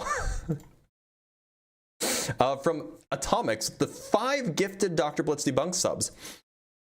By the way, just so you know, if you want to get access to my debate notes, if you want to get access to the emojis, and there will be, more emojis coming, probably involving lava lamps, consider becoming a YouTube member or a Patreon person. Patron? And I'm working on getting it set up on TikTok because then you get access to all of those things. And it's like $4 or $5 a month, so consider it. It's worth doing, right? Oh, what was the title of the book? It's called Battle of the Big Bang. It's a good book. Okay, let's. Then we have 5 Canuck bucks from Garba Gaiman. Thank you. Lava means to wash in Spanish, I imagine. This is why Jesus was cool with people not washing their hands in Mark 7. He feared lava lamp. Lava means to wash. Got it. Written down. From Tim Davidson, in the beginning, there was light, and that light was the lava lamp turning on. The lava once cooled became Doug, the rock on which reality is built. Ooh, I like that. Here's the issue, though. Lava lamps don't have lava in them. This is an issue. We might have to workshop this. $5 from Jack Fetter. In the beginning, the lamp was cold and motionless, lacking form and purpose. There you go. Yeah, we could absolutely combine lore here. But look, so they are lava lamps, but there's no lava in the lava lamps. Maybe this is a Trinity thing. Because on the one hand, it's a lava lamp, so obviously it has lava in it. On the other hand, it's wax and not lava. I don't know. We'll have to work out the theology here. From Wise Gerbil with the $2. Globally, 40 scriptures, 20 higher spirits, 21 none. I don't know what that means.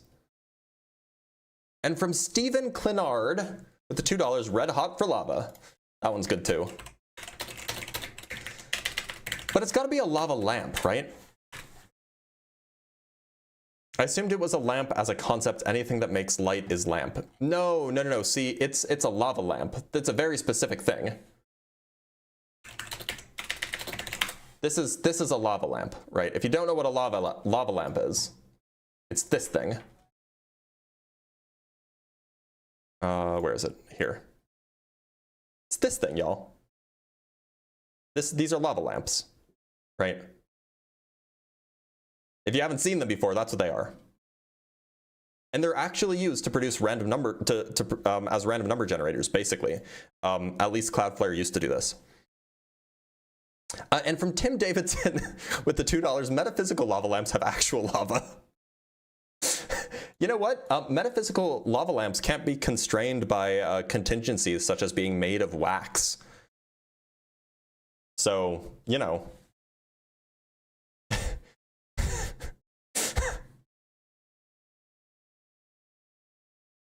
Somebody asks, why would you call a book with 25 wild guesses great? Well, okay, so A, nothing in here is a wild guess, right? This book is really kind of like a historical book mixed with a science book that's going over at least in the last 50 years or so, going over the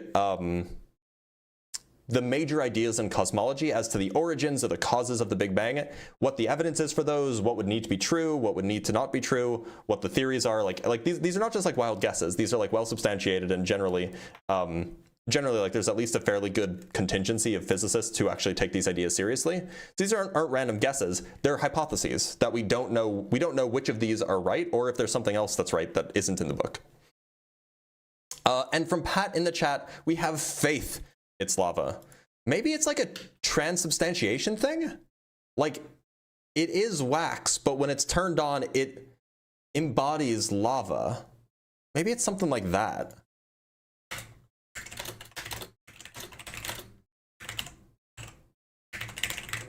Spiritually lava? I think the transubstantiation thing is the right way to go. From Monkey Bitness with the $5, our lamps are just a worship tool, a representation of the eternal lamp. There you go. It is really the warp of material that we represent with the lamp. I like that. It's like how some people wear a cross. That's good. But it's got to be an eternal lava lamp. It can't just be an eternal regular lamp. Now from Big with the $5, my grandma is a hard Christian. She often presses everyone that isn't on her side. I'm agnostic. What would you do in my situation if she pressed you? Look, with family, it depends. Do you want to get into an argument with your grandma? Because if you want to get into an argument with your grandma, just read up, learn the arguments, go into Discord servers and practice. But why get into an argument with your grandma? What is this for? It's your grandma. Just be chill. She's gonna give you chocolate. No need to argue with your grandma. I mean, you can, but I don't know. Anyway, all right, y'all. I am starving, and yes, I will be thinking about this all weekend. We're gonna make a. This is going to be. There will be discussions about it in the Discord. Absolutely, this is gonna be a thing. But y'all, I am going to end the live here. Oh, Cash App. Thank you, Grandma Zana. Thank you. Thank you so much, because there are several Cash Apps. that I need to read, and I almost missed them. So we have $25 from Sylvia for Babs, Blitz, and Evelyn. If you guys don't know, I call my wife Babs, not because her name is Barbara, merely because of a really old meme that transitioned into a pet name. It's just a thing. I don't know why it happened, but it happened that way. And so Babs is my wife. But thank you so much, Sylvia, for the $25. I appreciate you.